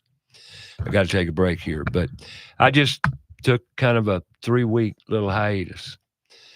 And I did not know anything about current events. I knew nothing about what was going on in the world. How'd you feel? And did not want to. I felt great, but I felt stupid also when somebody said, "Did you hear about so-and-so?" And I said, "What are you talking about?" And then said, "What if you didn't hear about this, you didn't hear about this," and start telling, "Well, yeah, I don't know about any of that." Wow, you don't know anything. I just told you that. I don't really You might want as well to have come know. out of a time machine. But what difference? Yeah, what difference would it made if I did know about it? Not a thing. Right. And there's your reality right there. Is it necessary to know all that stuff? Nope. But I'll tell you what, I'll keep the fight. I got to take a break here. Brian Morehouse in the house talking to S&N Infrastructure, S&N, excuse me, and what we can do to change other lives. Right here on About Your House coming up. Let's put tools in schools.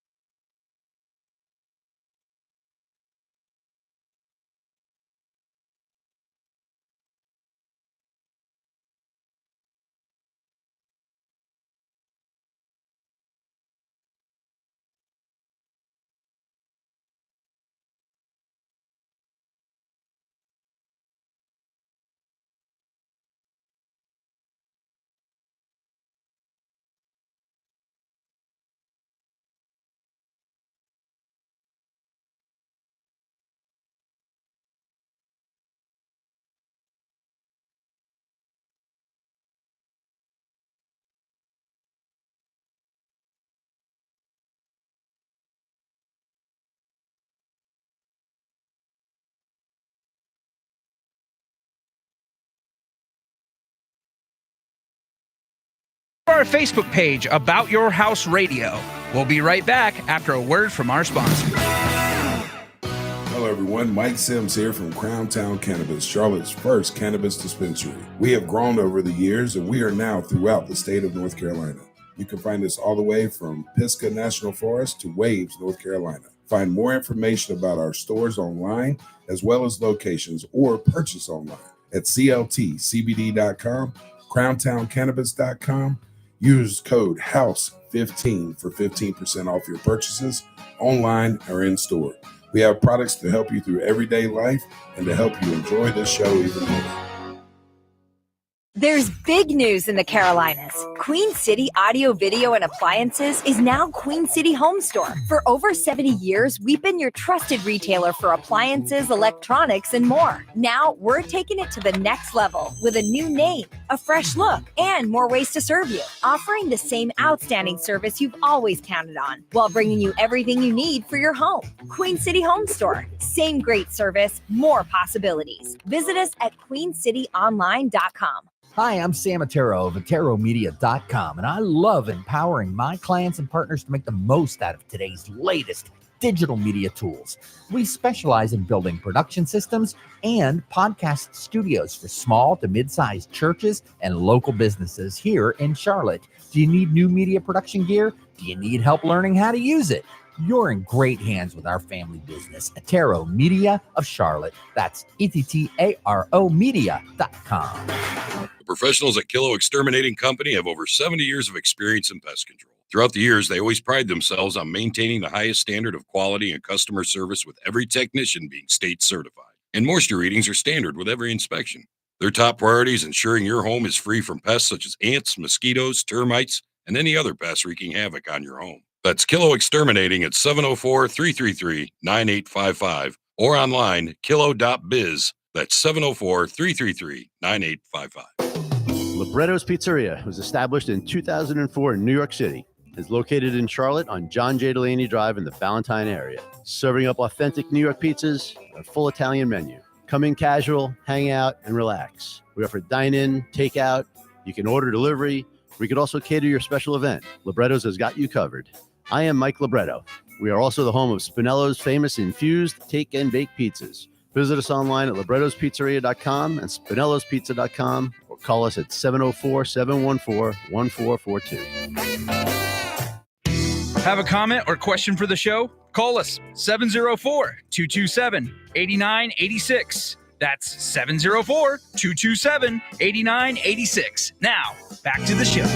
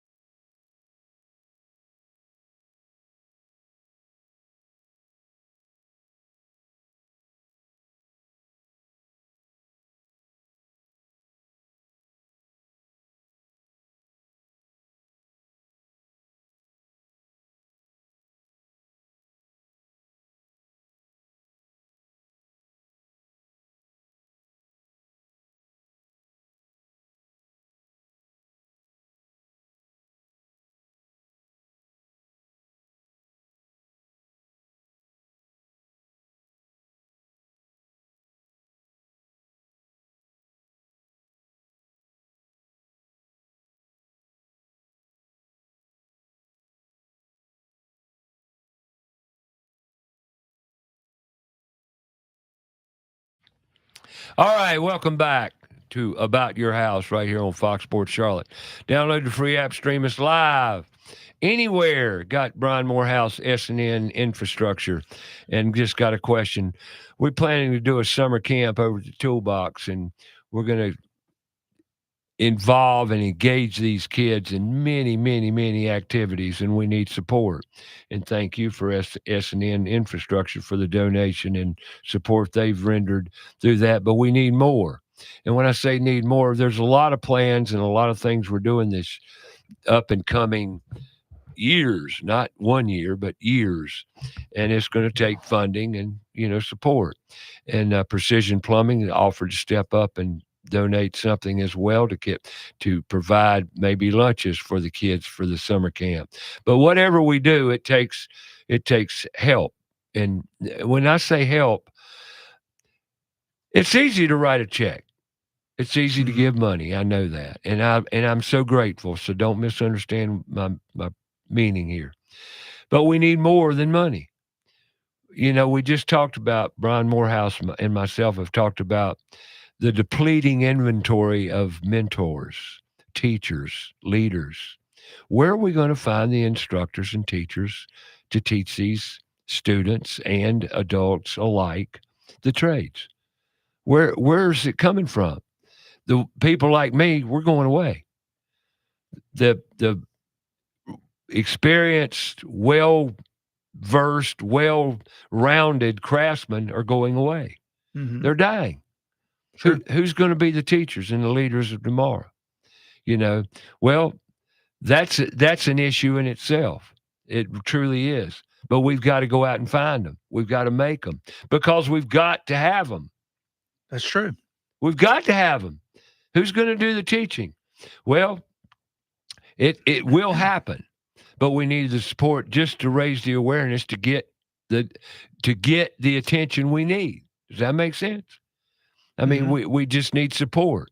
So if you're willing, maybe, and even considering possibilities, we're talking about you retiring. Mm-hmm. Well, maybe you won't retire. Maybe you'll semi-retire and move into more of a teaching element phase of it. Yeah, I don't ever see myself retiring. I see myself cutting back a little bit. Transitioning. Changing. That's a very good word. Going into another phase of life. That's, and I think we need to look at it that way. This word retirement, just like college. Retirement's a man-made construct. Mm-hmm. And it doesn't work really well with a lot of people because they're bored. They don't have anything to do. They become sedentary. Their health goes to crap. Right. And I encourage all of them that retire to be able to stay active and share that knowledge that you've obtained over the 40, 45, maybe even 50 years of working.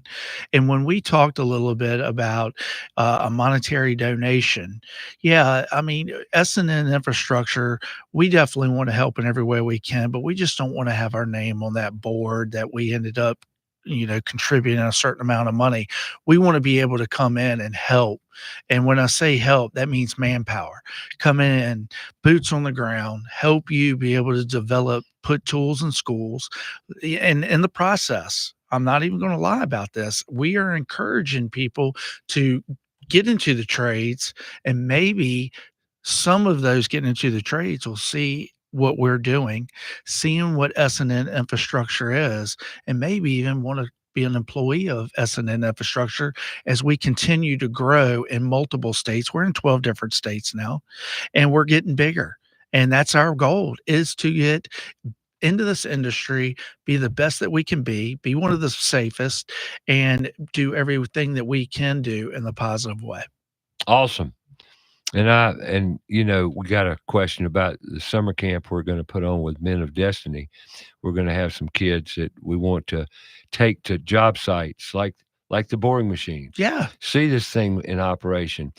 With any company, every tool they used has to be taken care of.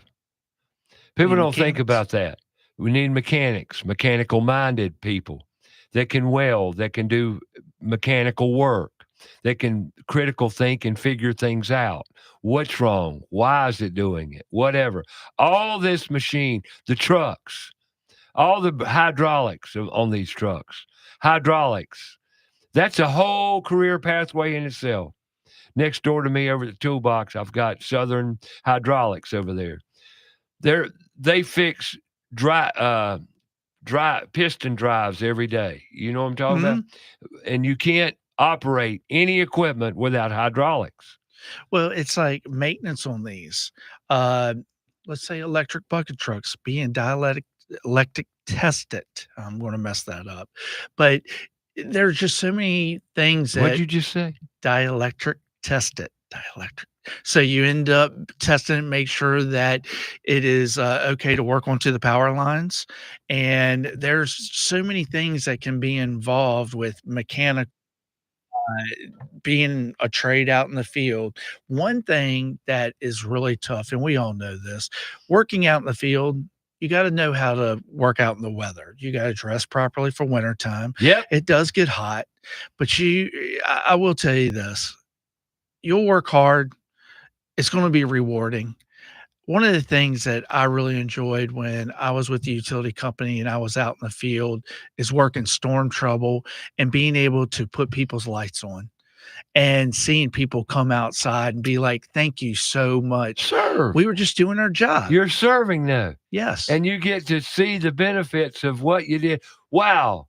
And just the challenge of we got to get power back on. Right. These people need power. And after any catastrophic event such as Helene, going through Western North Carolina and beyond, the infrastructure guys, they're the worker bees, baby. They get out there and they bring it all back to life. Not that the others don't. The infrastructure guys building the roads, the bridges, getting you where you need to go, But here's the point. I just crossed the country again. We went through at least 10 to 20 construction zones. These construction zones take manpower, every one of them. But unfortunately, I didn't see much construction work going on. Now, why is that? Because of the shortage and shortfall of labor. Same thing. So these are jobs that are needed now, right now, here today, right now. And from road construction all the way on up to electrical distribution power lines, from the flaggers that have to flag. Yeah.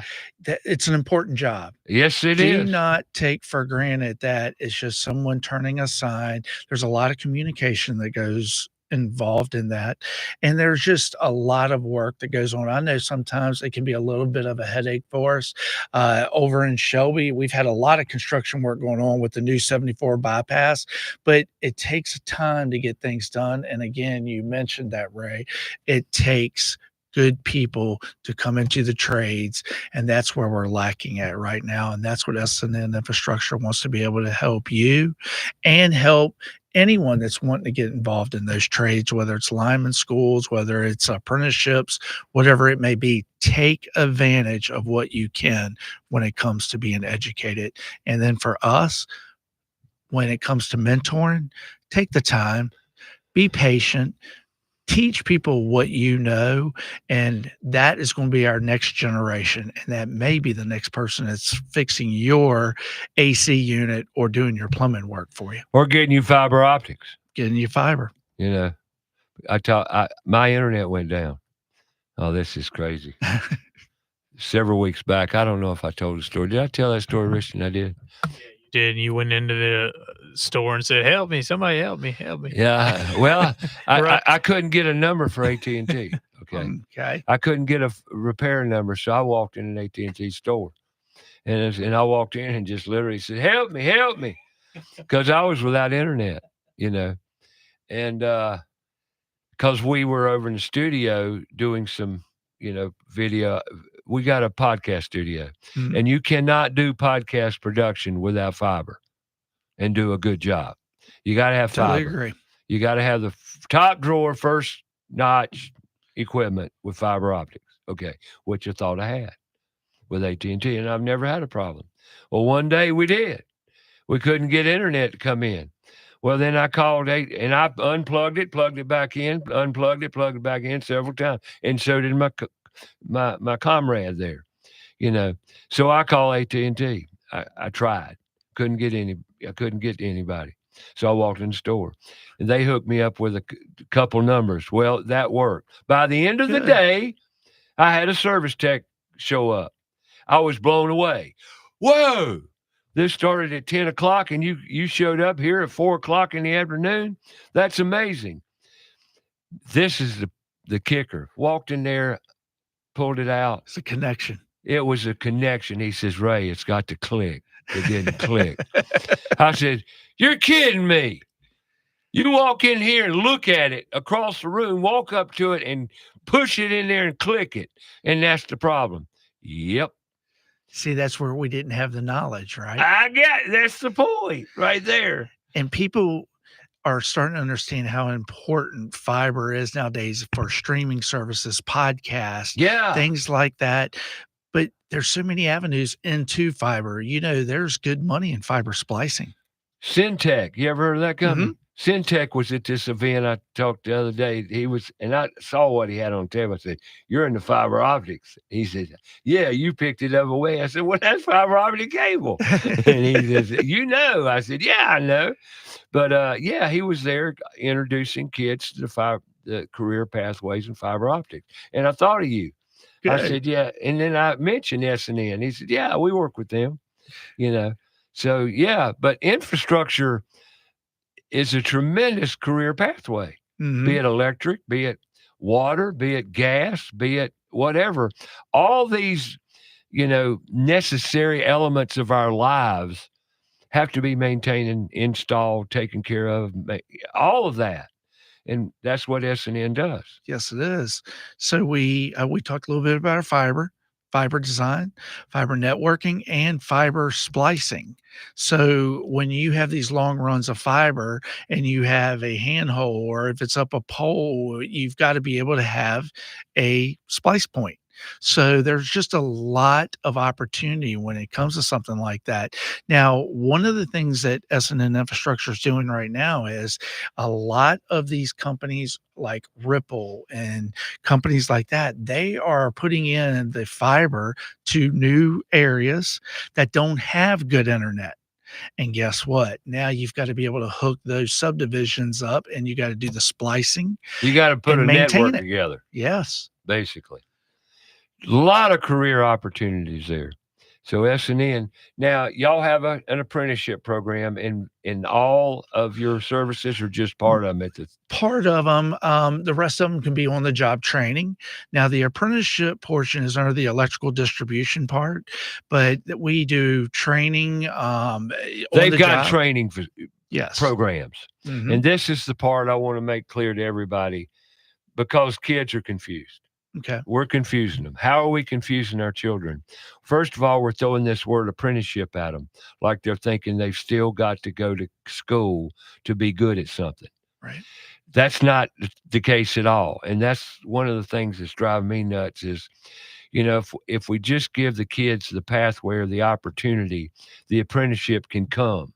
Does that make sense? Makes a lot of sense. An apprenticeship is basically showing you what needs to be done within that trade over a certain amount of time. Some apprenticeships can be 2 years, some of them can be 4, and maybe even 3, but it's showing you how that work is performed, and you're actually working with people within the organization to learn that trade.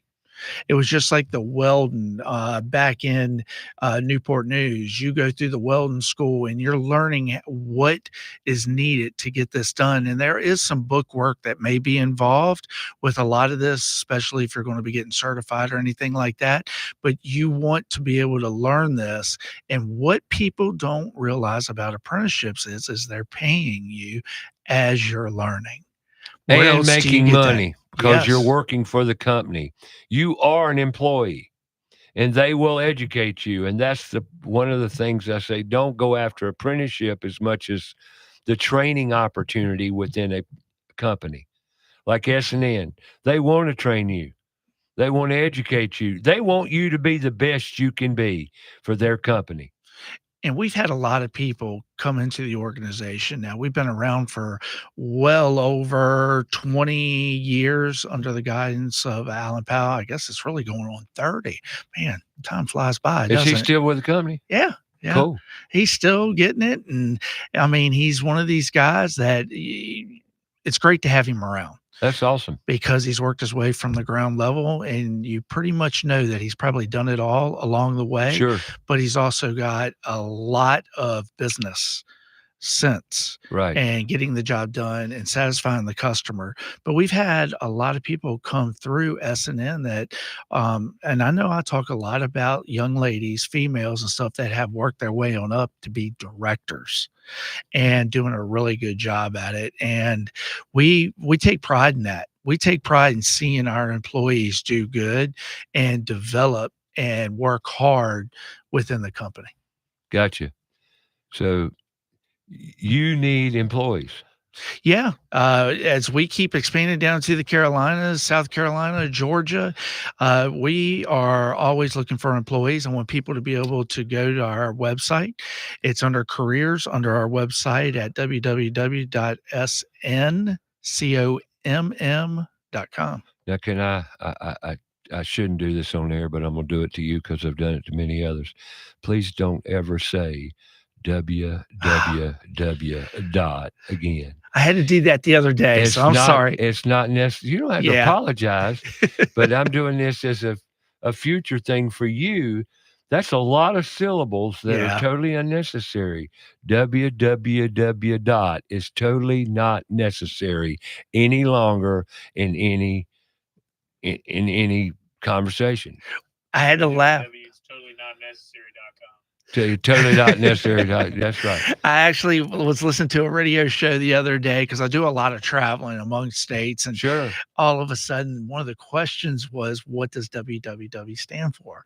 And it was a World Wide Web. Yeah, right. And I'm telling my age here, and we were talking a little Right, earlier sure. about how the Floppy disk and everything, how yes. we've evolved. Yeah.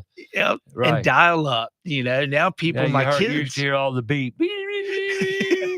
You used to hear, you don't hear all that anymore.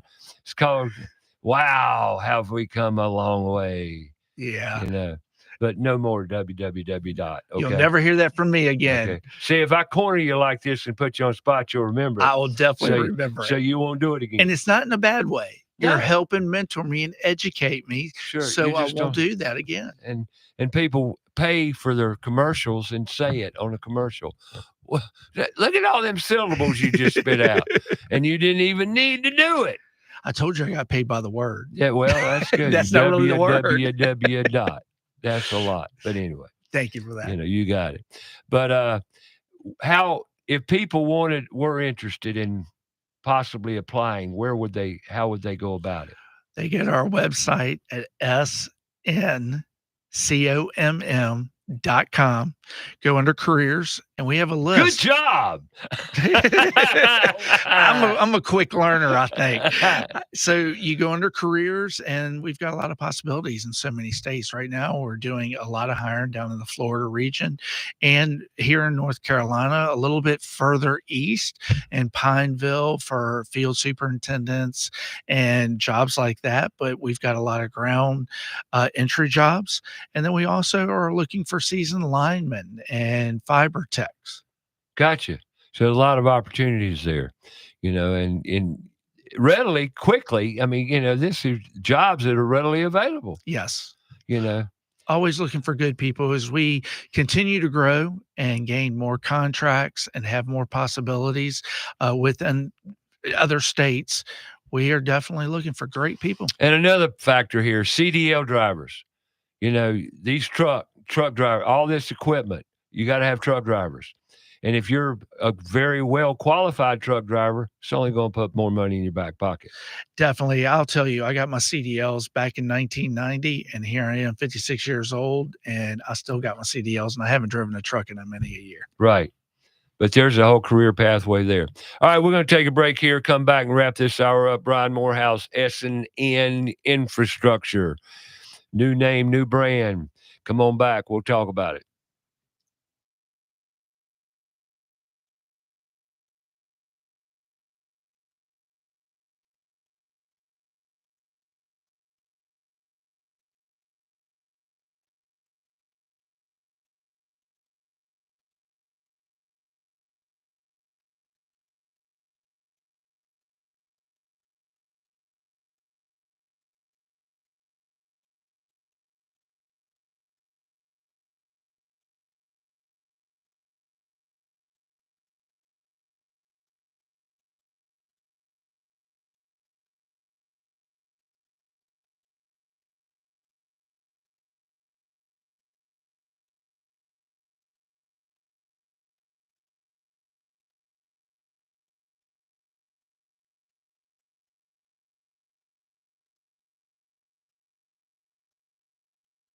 Want to find out more about the show? Go to our Facebook page, About Your House Radio. We'll be right back after a word from our sponsor.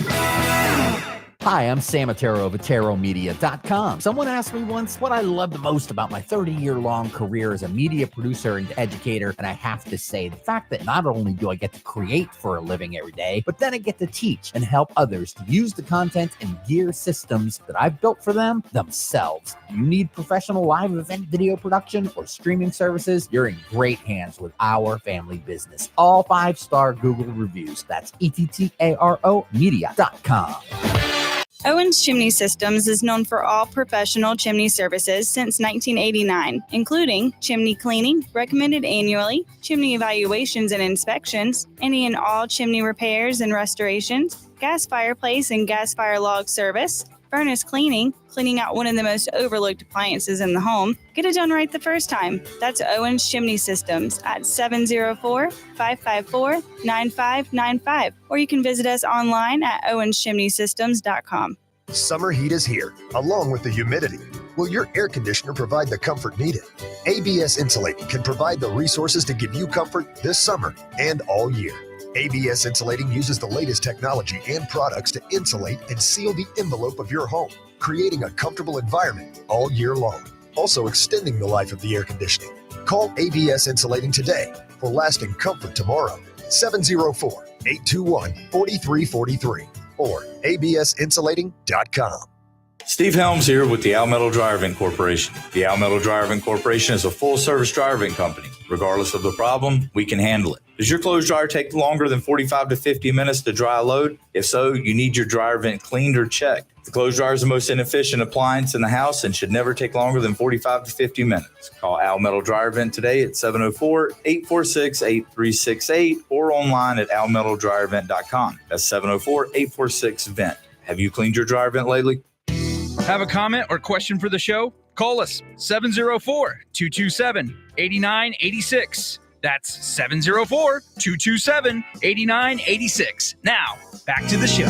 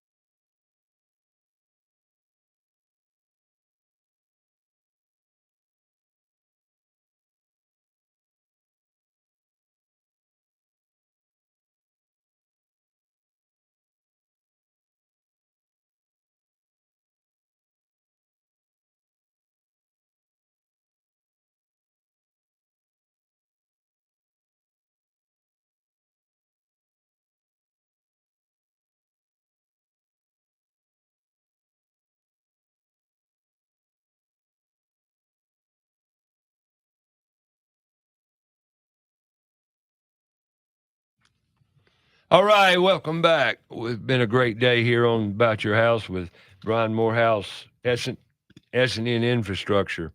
But I want to, we kind of brought you into the show talking about your ventures around home ownership.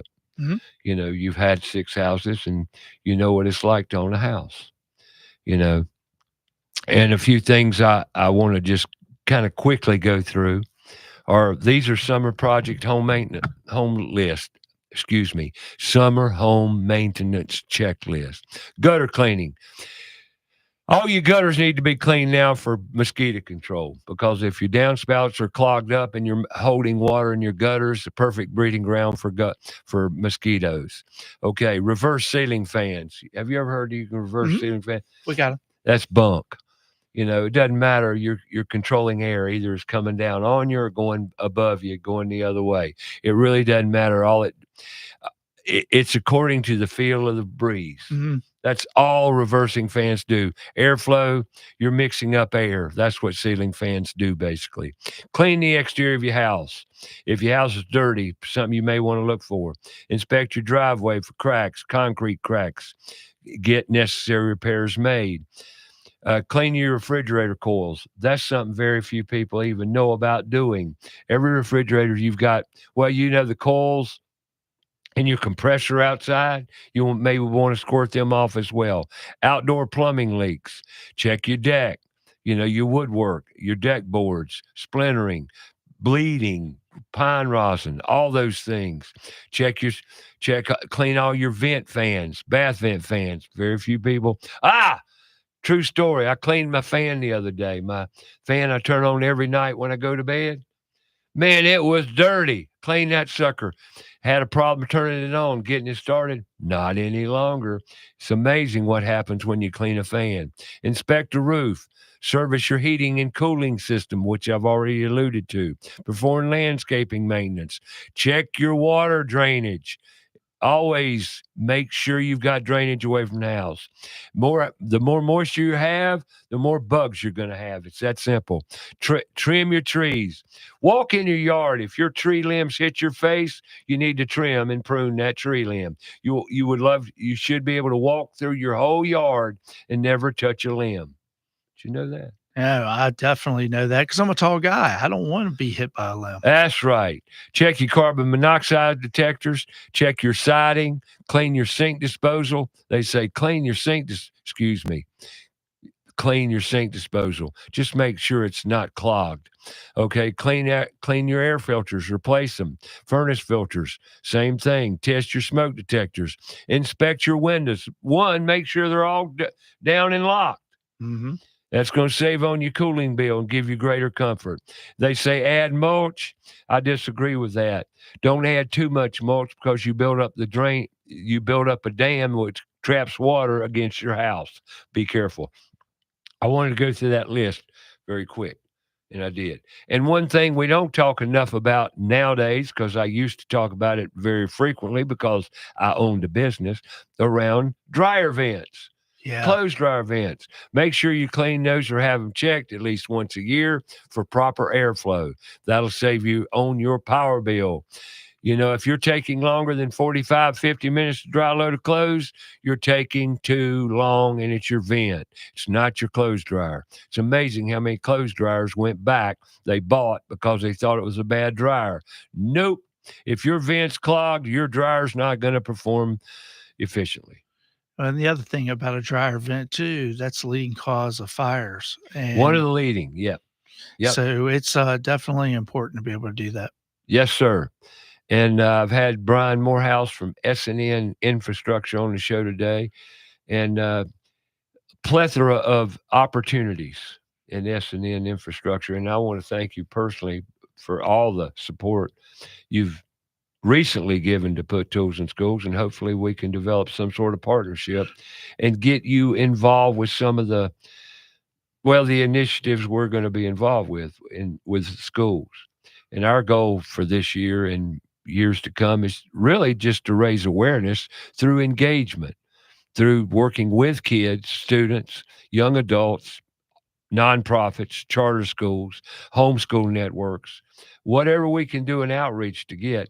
Our main goal is to teach kids and make them aware of the many career pathways that exist in the construction trades and beyond, because barbers, automotive, concrete work, drywall work, painting, it goes on and on and on and on and on. And one of the cute big words they teach in school is entrepreneurship. Yeah.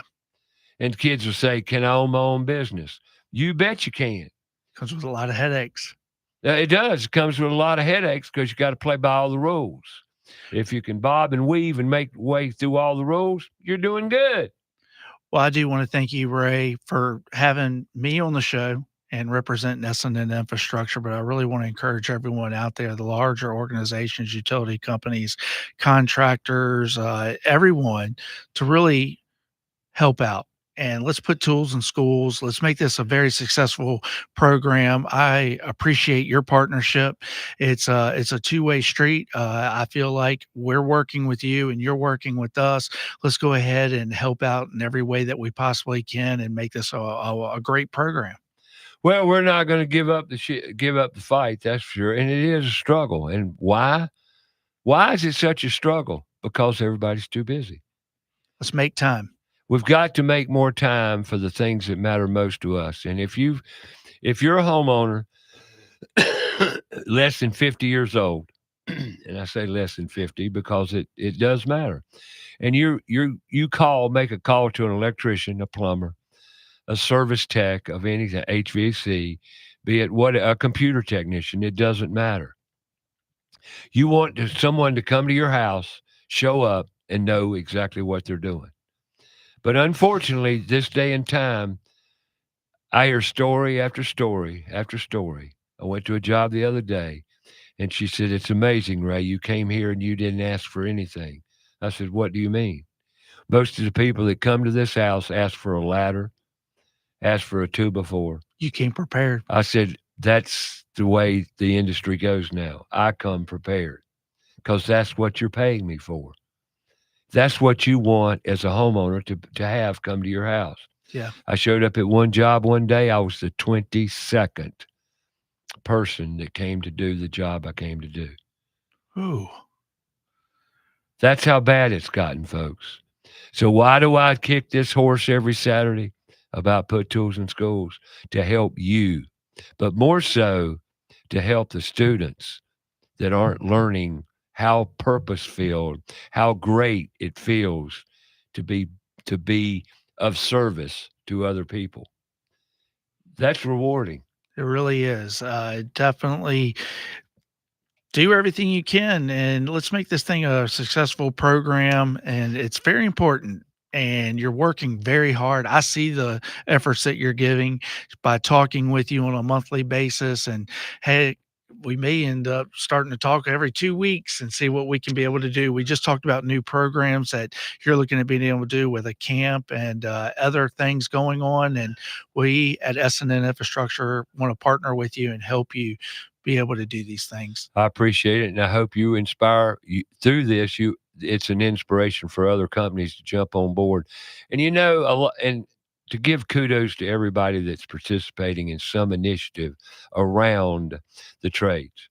It doesn't matter how you do it; let's all just do it. But one of the issues are we're fragmented. How can we come together and be closer and be more informative to the community as a whole? Right. Does that make sense? That does. Because I've been in the industry a long time now, 55 years, and I've seen it only become worse. And there's got to be some collective going on to give it more power, to give it more of a push. And once again, thank you, S&N Infrastructure, for doing what they do. Thank you for coming in today. SNCOM. SNCOMM.com. SNCOMM.com. And they've got what tab's it under? It's under careers. As soon as you go onto SNCOMM.com, you will end up coming to the header and it'll say careers. You can push on careers, look at the opportunities that we have available there with the locating division, the fiber, electric distribution, and also trying to think of what we're into something else. Well, you probably got maintenance of equipment. Yes. They always need mechanics. There you go. I'm going to tell you something. I always need mechanics. So thank you, Brian. I appreciate it. Thank you all for listening. About Your House coming your way every week right here on Fox Sports Charlotte. Download the free app. Get cranked up. Go to puttoolsinschools.org, puttoolsinschools.org. Sign up, volunteer, give us some money, support us. We love you. Take care. Make it a great week. Find a child a mentor. We'll see you right back here next Saturday on About Your House.